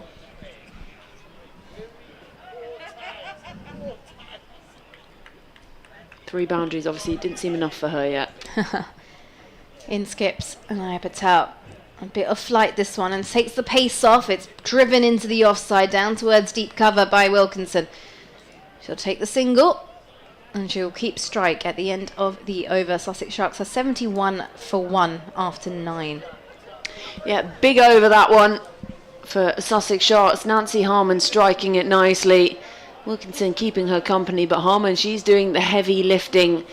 And you feel like she's going to have to be the linchpin for this chase. And Middlesex know that if they can get her and send her on her way, they'll be feeling ever so confident. They would have felt really good with the target they put up. Now less than 100 required by the Sussex Sharks. They need another 97 from 11 overs. So it's still a big ask. 8.8 they need to be going at. But at the moment, going at 7. No, they need to be going at 7.9 and they're going at 8.8. As Hawley starts her second from the Cromwell Road end. She's changed ends this time and just strays down the leg side. Her first delivery, the umpire signals wide, and she'll have to go back and start that one again. As Wilkinson just bends her back and taps her back this time. just rocks off the back foot and just pushes this down to third, and there is no run. Score remains 72 for 1. It is blustery out there. We can see the pride flag out by the clock tower to our right, blowing around in the wind next to the Sussex flag as Hawley is in. This time gives it extra flight. Goes aerial back over the head of the bowler. 4 more to the total, 4 more to Wilkinson. She joins the boundary hitting party and proves it's not just Nancy Harman who can find the rope. Sussex Sharks now move on to 76 for 1. Wilkinson on to 24 from 28. Harman at the other end, 38 from the 23 that she's faced. That's a stunning shot. Powerful, assertive. Here comes Hawley again. Rocks off the back foot and plays this nicely through the covers. This deep cover comes around and cuts it off and keeps it to just 1. Yeah, so Nancy Harman back on strike now. 38 from 23. She's striking at 165. Can hit a big ball. Can Nancy Harman? 3 to come in this over. She just pushes this through the cover region. Deep cover again, comes in and cuts it off. A rocket arm in off the boundary, and 1 more to the total. Sharks moves on to 78 for 1. And Harman moves on to 39. Hawley already ready to go again. She's quick through her overs, is Saskia Hawley. Here she is again. And just looks to play this off the back foot, does Wilkinson. Just dribbles back to Hawley in her follow through, and she's already turned at the top of her mark and ready to go again. This one darted into the ground and sort of swatted out to deep mid wicket, and Wilkinson picks up 1 off the final ball of the over. She will retain strike. Means they are halfway through the chase here, the Sussex Sharks. 10 overs gone, 79 for 1. Harman, she's 39 from 24. Wilkinson, 26 from 31. So they are fighting hard here, the Sussex Sharks batters. Yeah, absolutely. And at that halfway point, I think it's also important that they just keep in mind that that DLS target is 73.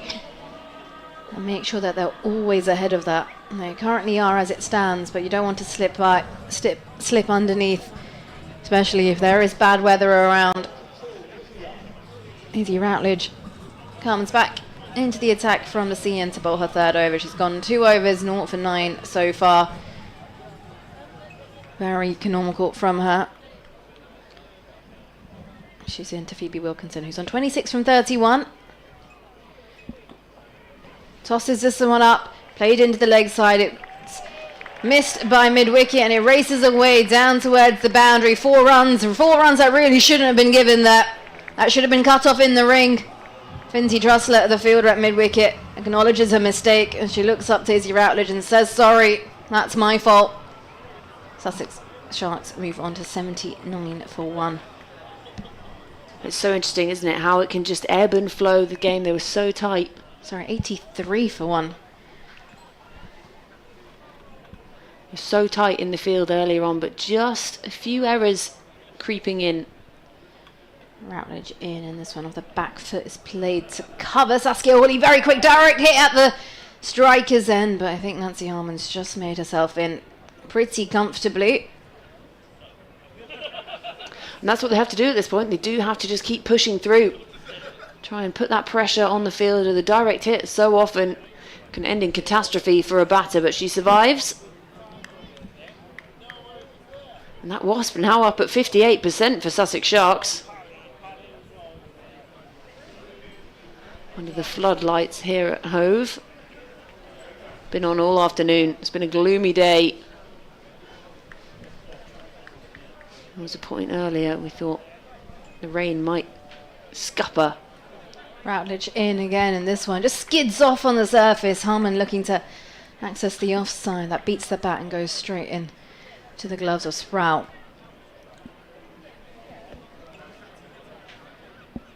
Backward point, cover, extra cover, long off. As Routledge is in, and this time uses the feet from Nancy Harman, comes down the track and finds the gap between long on and a mid wicket. That will race away 4 more runs. Bisects the fielders. That's exactly what Sussex need, and my goodness is Nancy Harmon taking the momentum with her. She moves on to 43 from 26 deliveries. Sussex Sharks 88 for 1. Yeah, she's playing a heck of a knock here, Nancy Harmon. Already 9 from the over, 2 still to come, so she is keeping them well in contention, the Sussex Sharks.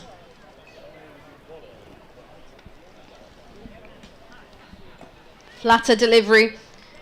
Back foot Harmon just works this down towards deep mid-wicket for a single. We'll stroll through. It's partnership building into something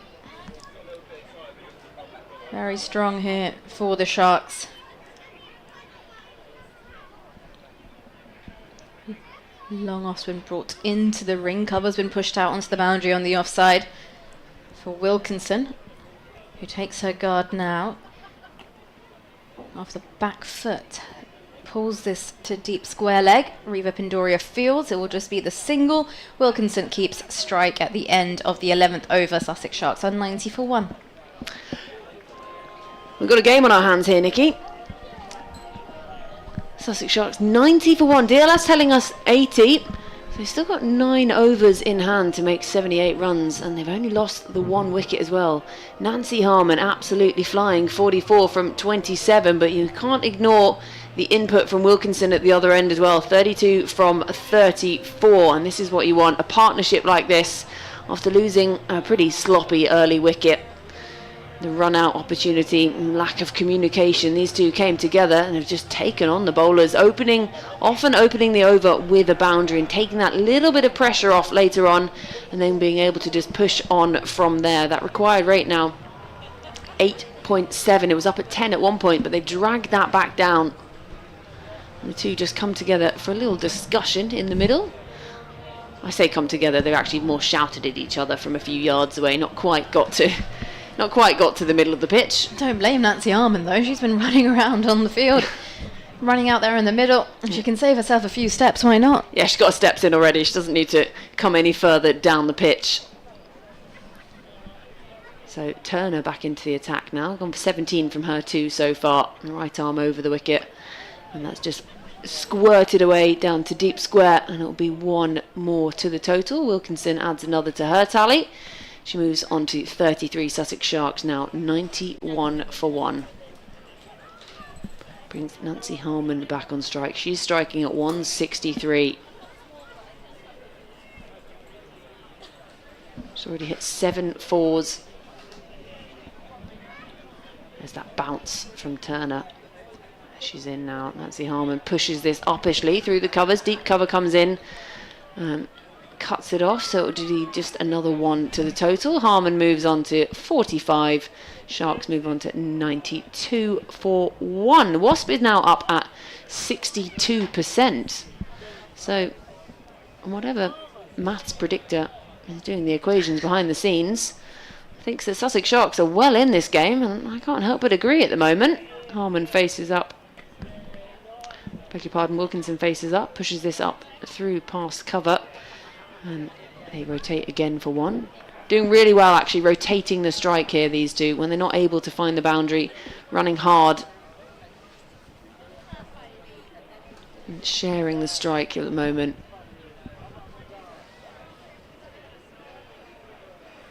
Again, the gulls just riding on the currents above the ground. Best view of the field.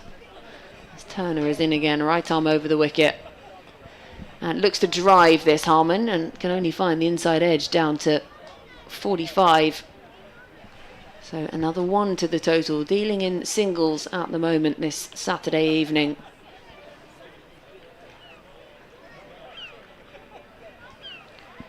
Yeah, Sussex in a very strong position here, as long as these two stay out there in the middle. Here comes Turner, 2 to come in this over. And that's hoiked away into the leg side. It's going to bisect the 2 fielders. A really excellent effort from deep square leg, but nothing she can do to stop it in the end. 4 more to the total. And the Sharks move on to 98 for 1. And this partnership building on. They came in together when they were 16 for 1. Now 98 for 1. So a partnership of 82 runs between them. Final delivery of the over. Squirted away, goes Ariel. Fielder calls it at third, and that is the partnership broken.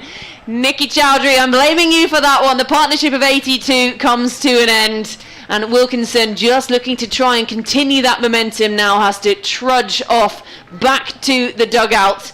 And how this game could change with the breaking of that partnership. Nancy Harmon will still be out there in the middle, but Wilkinson, she's going to have to walk off for a well-made 38 from 37. And Phoebe Turner finally has a wicket. Yeah, I'm sorry about that one. That partnership does come to a close just as we started to praise it. 82 runs between them, those two. Phoebe Wilkinson is assisting Nancy Harmon out there in the middle and taking Sussex closer and closer to that target. They need 70 runs to win now. Harmon's on 46 of 29. Wilkinson walks back to the dressing room, 38 of 38 balls, 100% strike rate for her. And that was a wicket that Middlesex so desperately needed if they want to keep their shots in this game alive. Well, Nancy Harmon is key to this now. She's got to stay out there. She's 46 from 29. She's striking at 158, so that's very healthy, but she needs partners to keep her company, and not just keep her company, continue the run scoring, because that required rate is still up at 8.8, and she's been joined now by her captain in the middle, who'll be at the non-strikers, because that was the final ball of the Turner over. So Harmon now back on strike. She's on 46 from 29. Here comes Sonali Patel from the C end into Nancy Harmon now. Back of the length, a bit of width. Harmon has a flash at this outside the off stump, beats the bat, goes into the gloves of Sproul. You could start this from Patel. Start the over with a dot and just start to build pressure again on Harmon, who's so used to finding the boundary early on in an over. In comes Patel. Bowls this into the wicket. A bit more of an effort ball here, and this is played to Point, who throws at the striker's end. Oh, almost chances of an overthrow there, but luckily Vinty Trussler comes through to back up. 2 dot balls here. So that breakthrough wicket was crucial. Now, if Middlesex can just build a little bit of dot ball pressure here, they might just be able to work their way towards that third on the board. Patel from the top of the mark runs away from us at the C end. Width outside the off stump, and a bit too much width. This because this has been wided. She'll have to re-bowl that.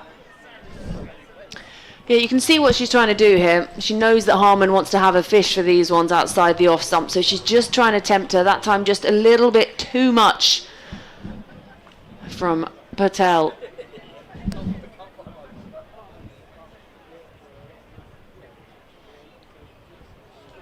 In runs Patel, fuller delivery. Harmon works us into the leg side, just wide of long on, who comes round and cuts it off. Just the single. And score moves on to 100 on the board for Sussex Sharks. 100 for 2. Into the 13th over. Saskia Hawley just coming up to Sonali Patel, having a quick chat with her.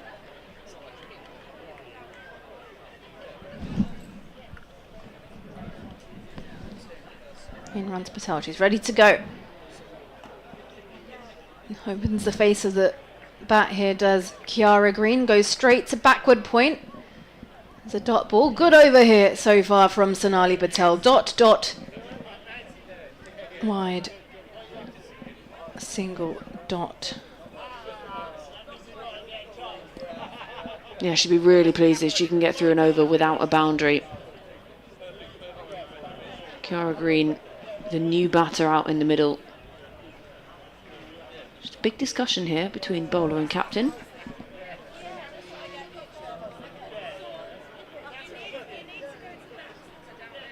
Yeah, lots of discussions going on. You can hear it in the background as well as the hospitality tents get filled up. And crowds starting to come through. The men have their T20 clash later this evening against Hampshire.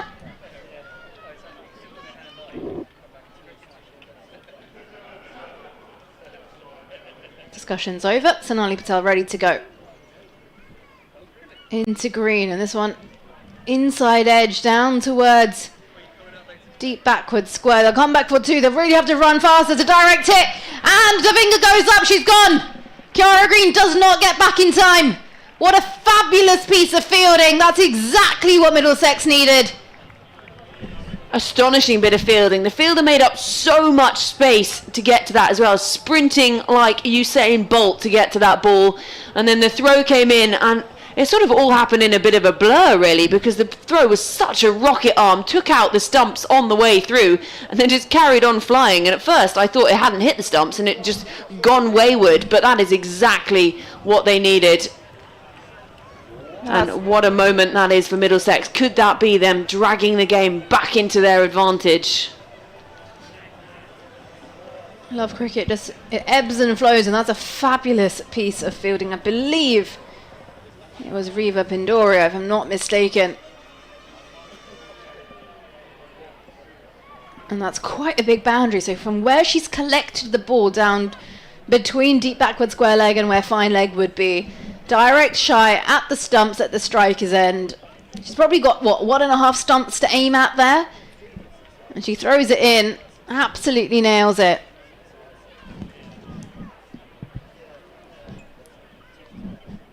So it brings Molly Adams. And she's forward and just pushes this to Saskia Hawley, who's at cover. And dot ball to end the over. Very good over here from Sonali Patel. Sussex Sharks 101 for 3 after 13.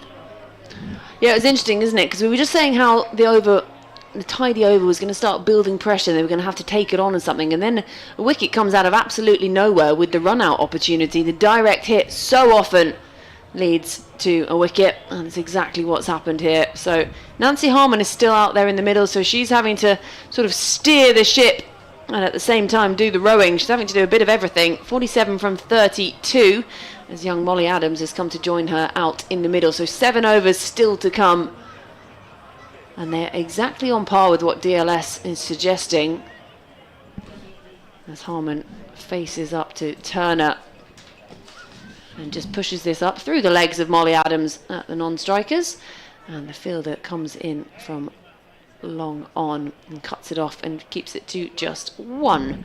So Sussex Sharks move on to 102 for 3.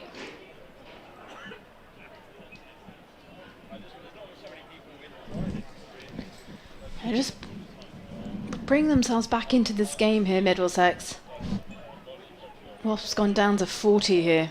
Here comes Turner, right arm over again. Molly Adams looks to try and drive this and can only miscue it off the inside edge as short mid-wicket comes in, cuts it off. Adams is off the mark with a single. Score moves to 103 for 3, but it does bring Harmon back on strike. She's eyeing up a half century, and we're eyeing up the floodlights as it looks very gloomy overhead. It's almost become a bit murky. I feel like You need to clean your glasses. Yeah. Here comes Turner. Harmon just pushes this uppishly down to deep mid-wicket, adds 1 more to her total, 1 more to the total. You know when you were younger and used to go swimming and you'd have to wear goggles, and then sometimes the goggles would steam up and then you felt like you were a little bit blinded underwater? Yeah. Kind of feels like that right now. Yeah, and someone always said you should spit on your goggles before you put them on, and I think that might have just been someone playing pranks on me. Apparently it stopped it. Here comes Turner again. Molly Adams just manages to flick this away, and it's gone so fine down to fine leg that she's picked up 4. Yeah, she uses her feet and she comes down the track, almost gets too close to the ball, manages to flick it away between her legs, and it races down 4 runs. She looks back in shock as well. She doesn't really know how she's done that herself. I'm pretty sure she probably is wondering how. That's raced away. 4 runs for the Sharks. They move on to 108 for 3. 7 now from this over from Turner, who's got 2 deliveries still to come tonight. She gives that bounce at the top again as Adams waits. And this one again flicked away. She likes to sort of flick off the 1 foot, this time up to deep mid-wicket. And adds one more to the total. The throw comes in and takes out the stumps with Adams already very safe and home and the kettle on, cup of tea already in hand. That would be nice right now, wouldn't it? Well, home with a cup of tea in hand. No, just a cup of tea in hand, especially with this murkiness. One still to come in this, the 14th over. 8 already from it. Still behind that required rate. But Harman back on strike. She's on 49, eyeing up a half century here. Nancy Harman, 49 from 34. As Turner comes in, pounds in, right arm over the wicket. Harman just pushes this into the onside, and that will be a half century for Nancy Harman.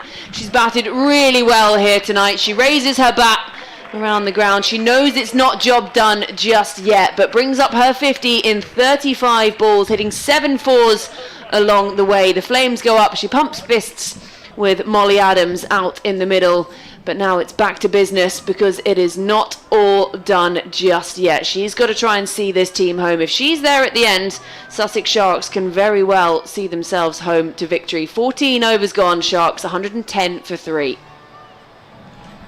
Yeah, a very good half century there from Nancy Harman. She's played a really important role. She knows the job's not done as well. 58 runs required to win. But she should have the belief that if she's out there till the end, she can take her side home.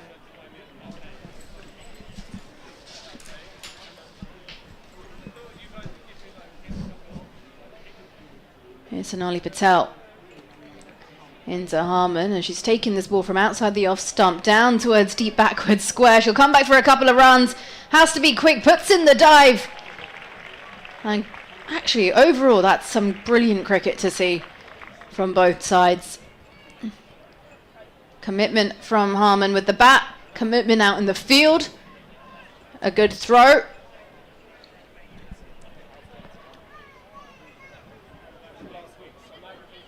In comes Sonali Patel again. Fuller delivery, this is driven through the covers, and this might just find the boundary, and it does. Very smoothly played all along the carpet. 4 runs for Sussex Sharks. And the crowd are just starting to get into the spirits as well. Sussex edging closer and closer towards victory. They move on to 116 for 3. Yeah, this is turning into quite some knock from Nancy Harman. She moves on to 56 from 37. She's doing her level best to see her team home here. Sonali Patel in, and this is a low full toss. It's flicked away down towards deep backward square leg. Fielder won't get round in time. Unfortunately, Riva Pinduria dives, but in vain, and that's going to be another set of boundaries.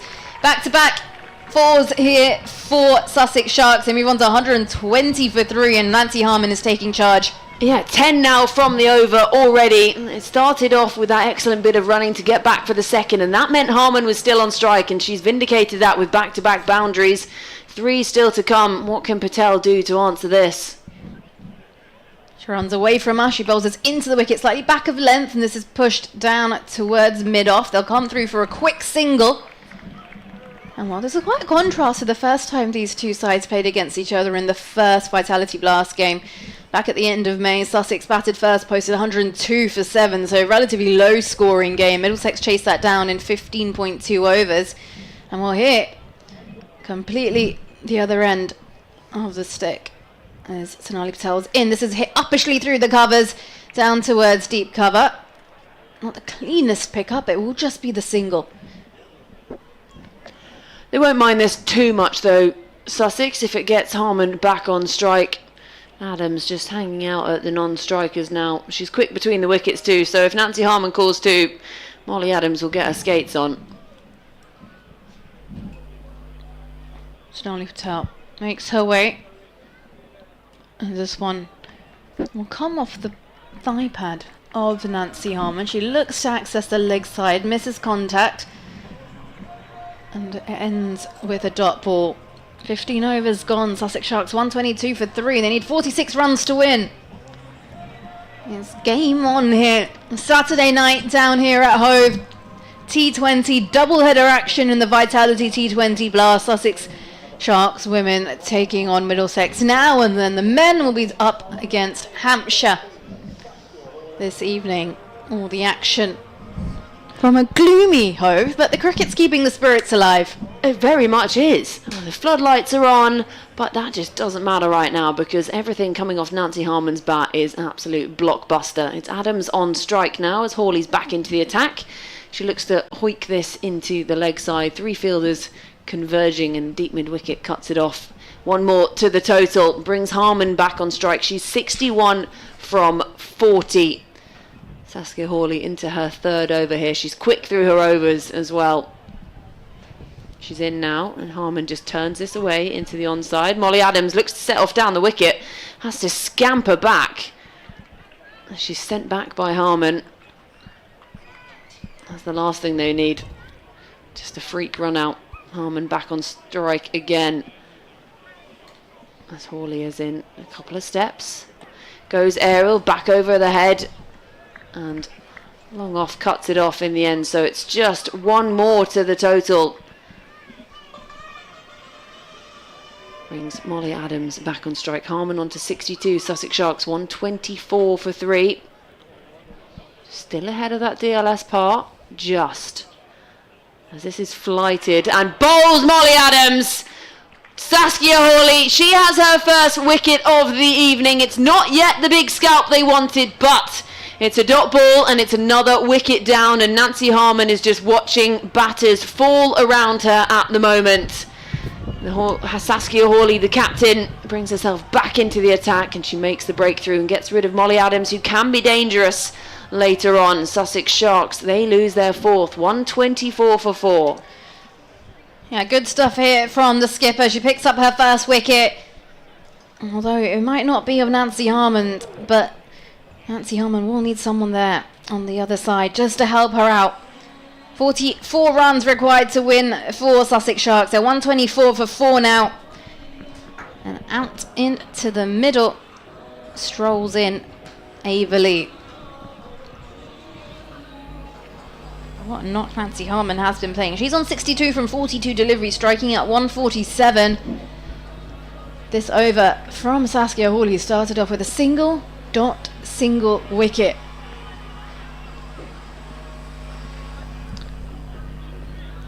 So the 19-year-old Ava Lee strolls out to the middle to face Scotland international Saskia Hawley.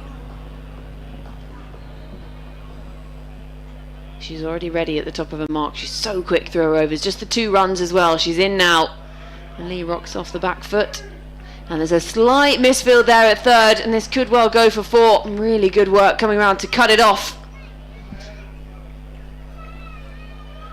There's another couple to the total. She's off the mark. Sussex Sharks move on to 126 for 4. This over, the 4 runs coming from it and the wicket so far. And again, sways Wasp back in the other direction as Hawley's in. This time a little extra flight and just pushed up through the legs of Harmon at the non-strikers. But that means that Ava Lee will retain strike for the beginning of the next over. So 16 overs gone. Sussex Sharks 127 for 4. Nancy Harmon will just be hanging out at the non-strikers end again. This is getting exciting. It could really go either way here. 1 more wicket for Middlesex, and Sussex might just be in a little bit of trouble. Talking about trouble, I can see Kevin James next to me in the commentary box next door, having trouble getting into his tartar sauce because he's got a big bowl of fish and chips in front of him. Has he got mushy peas? No, they don't. There's no mushy peas there. Oh, rookie. They're struggling to get into that sauce sachet.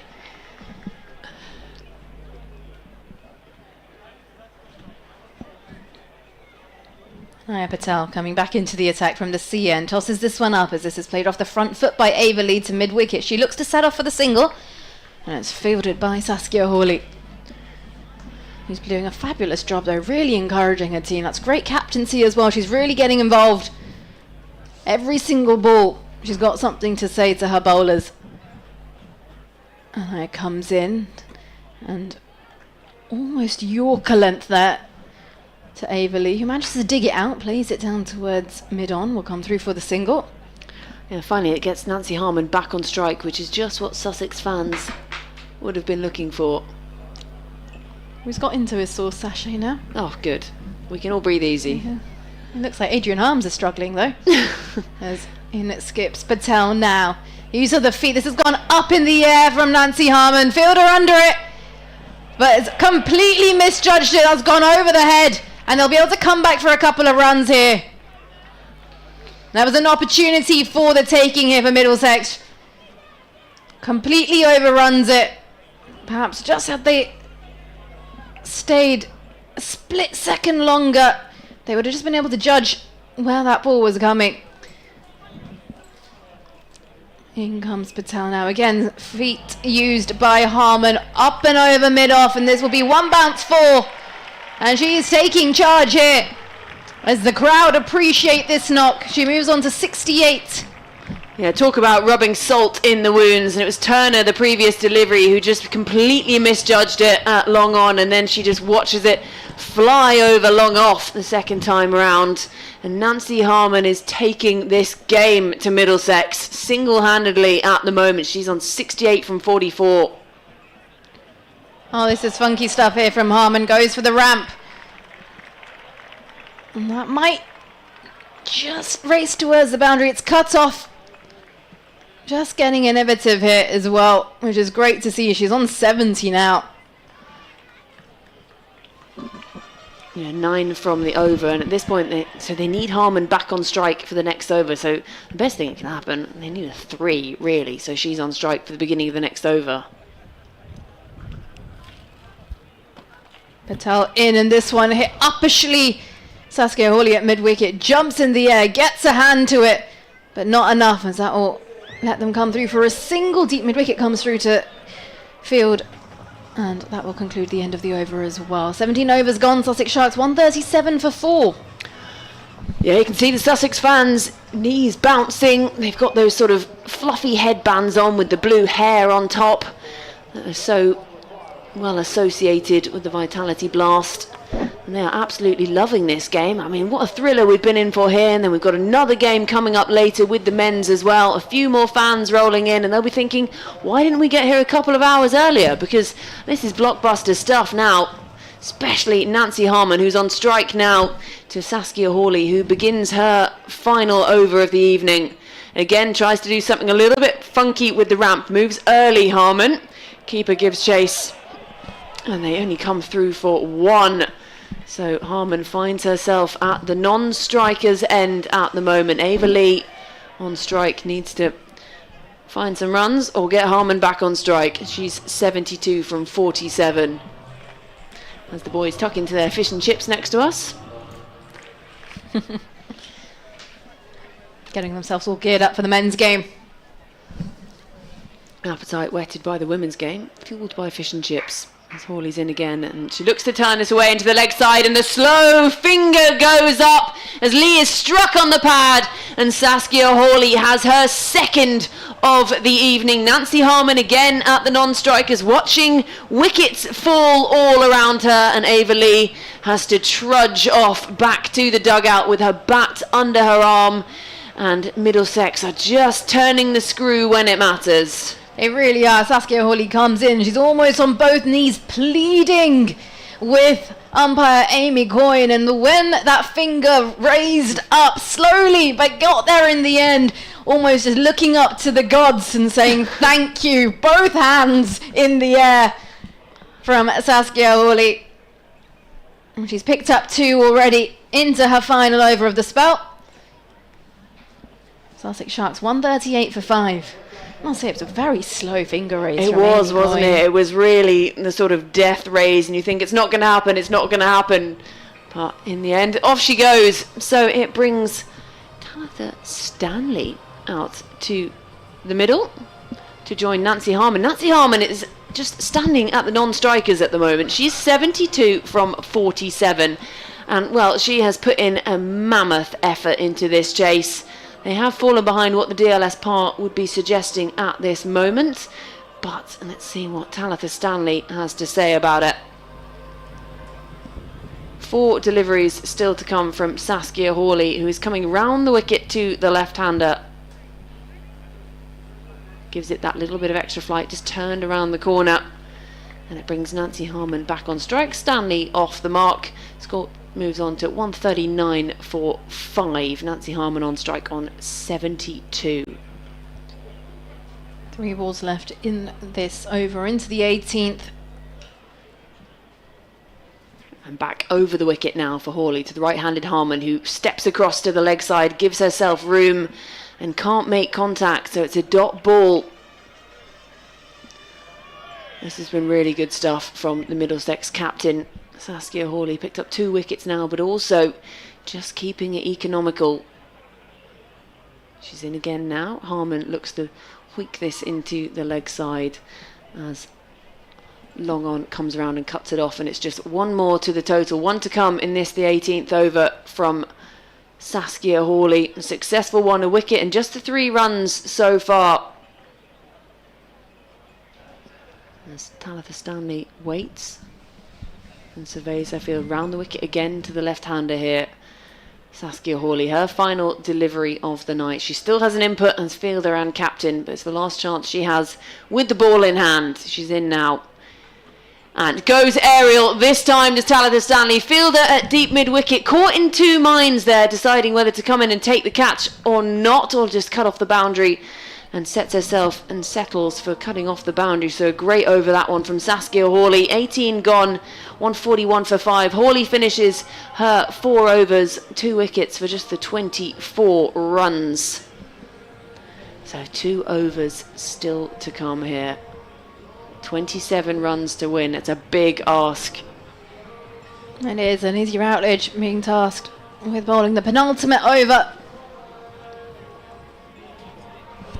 from the sea end. Making sure every single field placement is right here, Saskia Hawley. It's going to be the left-handed Stanley on strike. On the leg side, you've got your 45, deep backward square, deep mid-wicket, and your long on, who's slightly wider.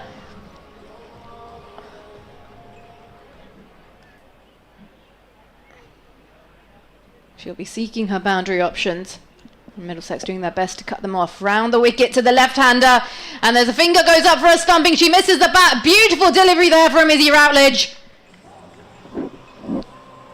Beats the bat, a bit of drift in the air. Absolutely brilliant there from Routledge. Comes in and she picks up her first wicket. Yeah, excellent stuff this from Routledge. Just pushing at that one, Talitha Stanley, not necessarily known for her batting prowess. Top score of 8 so far this season, but just looking to push at it, try and push it into the offside and get Harmon back on strike, but missed it completely out of her crease. Really quick work behind the stumps as well, so she has to go as well, and Nancy Harmon watches yet another batter come and go while she just stands at the non-strikers. Nothing she can do about it. And it will bring Eve O'Neill out to the middle now. She comes to join Nancy Harmon, who will just be saying, get me on strike. Absolutely, and well, wickets falling in a scurry here for Sussex. They're from being 16 for 1, and then a partnership of 82 between Phoebe Wilkinson and Nancy Harmon. Saw the second wicket fall 98 for 2, but then since then we've had wickets fall in very quick succession. 101 for 3s when we lost Kiara Green, the skipper. 124 for 4, 138 for 5. Just unable to build those partnerships again since they lost that big one. Routledge over the wicket to the right-handed O'Neill, who turns this into the leg side. Down towards deep mid-wicket. They ran that first one hard, and I was wondering whether they were thinking about coming back for a second, and then remembered that Nancy Harmon needs to be on strike here. If anyone's going to do it, you would think it would be her.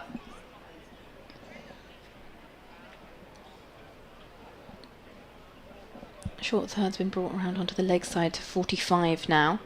Deep covers come in for Harmon. Routledge in. Harmon off the back foot, pulls this away down towards Pindoria at deep backward square leg, who races in and will only be the single. Middlesex won't mind this. I'll be happy to keep O'Neill on strike. Bowl as much as they can to her new batter. Keep Harmon starved off strike at the non-strikers end. She's on 74, 50 deliveries. She'll be itching and eager to get on strike as Routledge is in. And this one turned in to the leg side once again into the mid-wicket region. They'll come through for a single.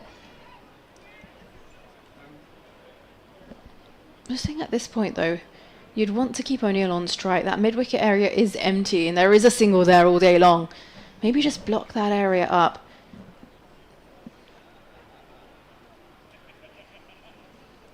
Routledge in and this one pulled away. Beats a diving 45. And we'll get backed up by Pindoria though, who does the hard yards down towards deep backward square leg. Yeah, frustration there you can see from Harman. Rocks her head back. She thought that was there to be hit.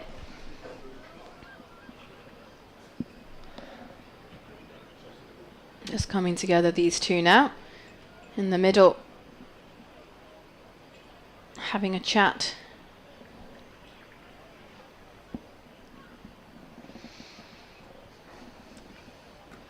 This time off the back foot. It's turned down towards deep cover for a single.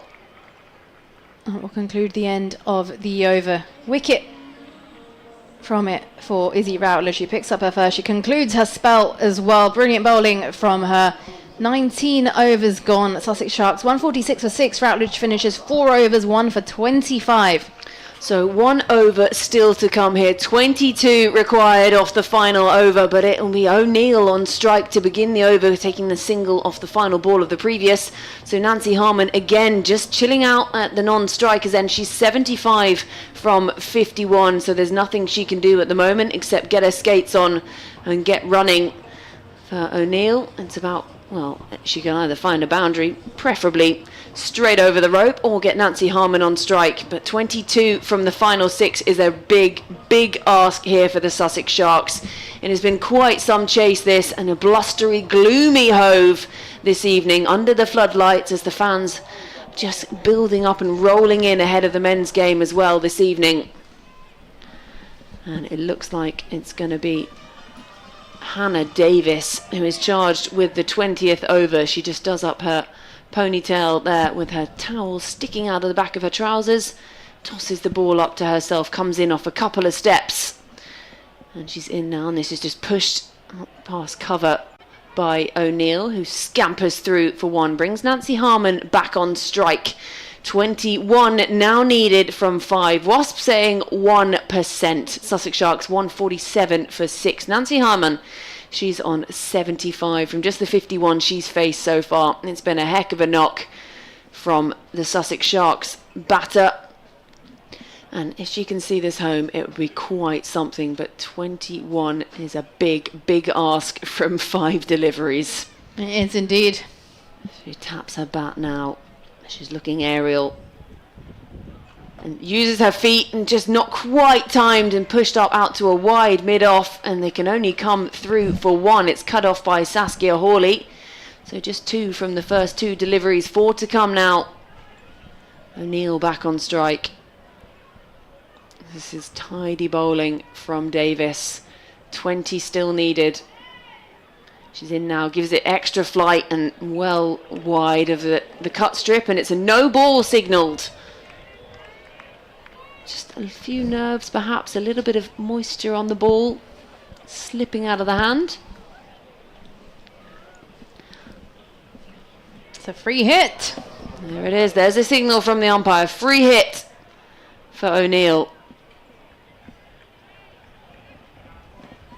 Just had a few words with Nancy Harman.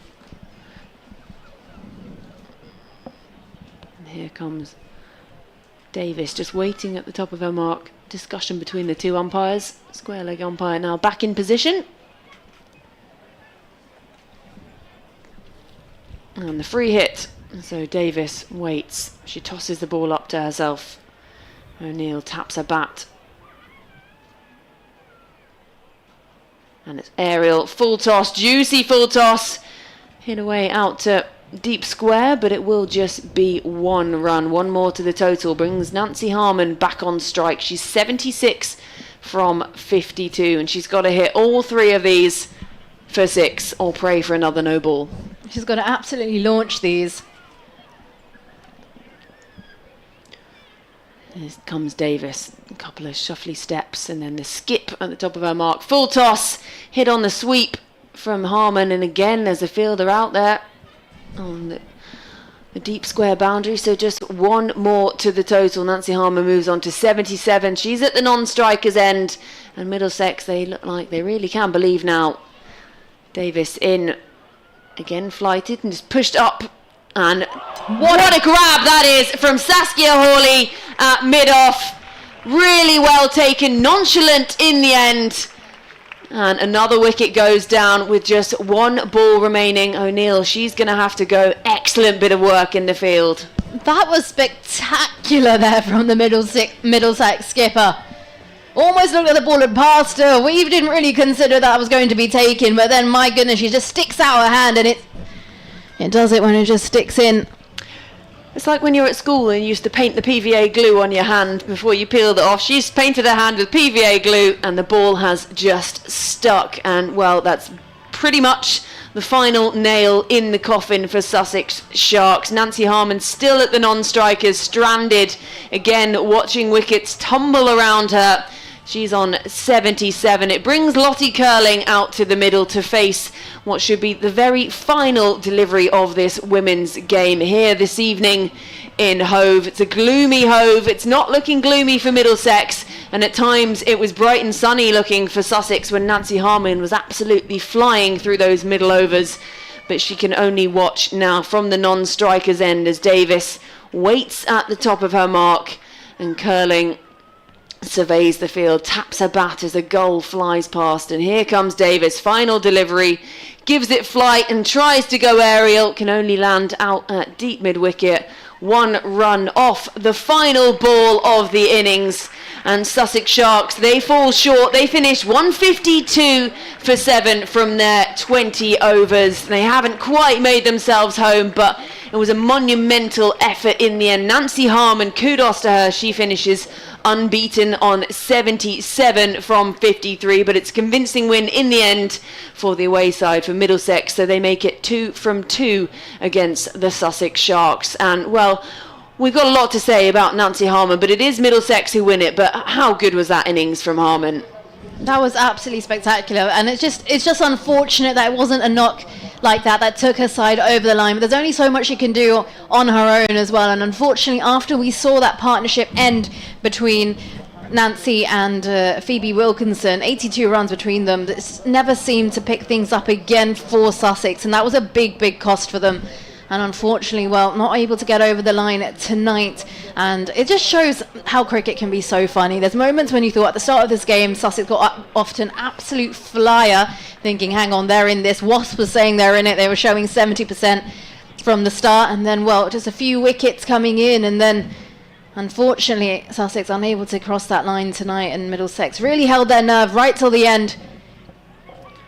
So it's Middlesex at the top of the table. They take the win and they will stay at the top of the table for now. So it means they have played 6, won 5 and lost just 1. So they'll be feeling very happy, sitting pretty at the top of the South group. But it is Middlesex who take the win in the women's T20 blast this afternoon. The good news is that there is still more cricket to come from Hove after this, when the Sussex men will be taking on Hampshire men in not too distant future, in just over an hour. But for us, from the women's game, it is thank you and good night from myself, Georgie Heath and Nikki Chowdhury. It is a win for Middlesex women, and enjoy the men's match just as much as we're going to.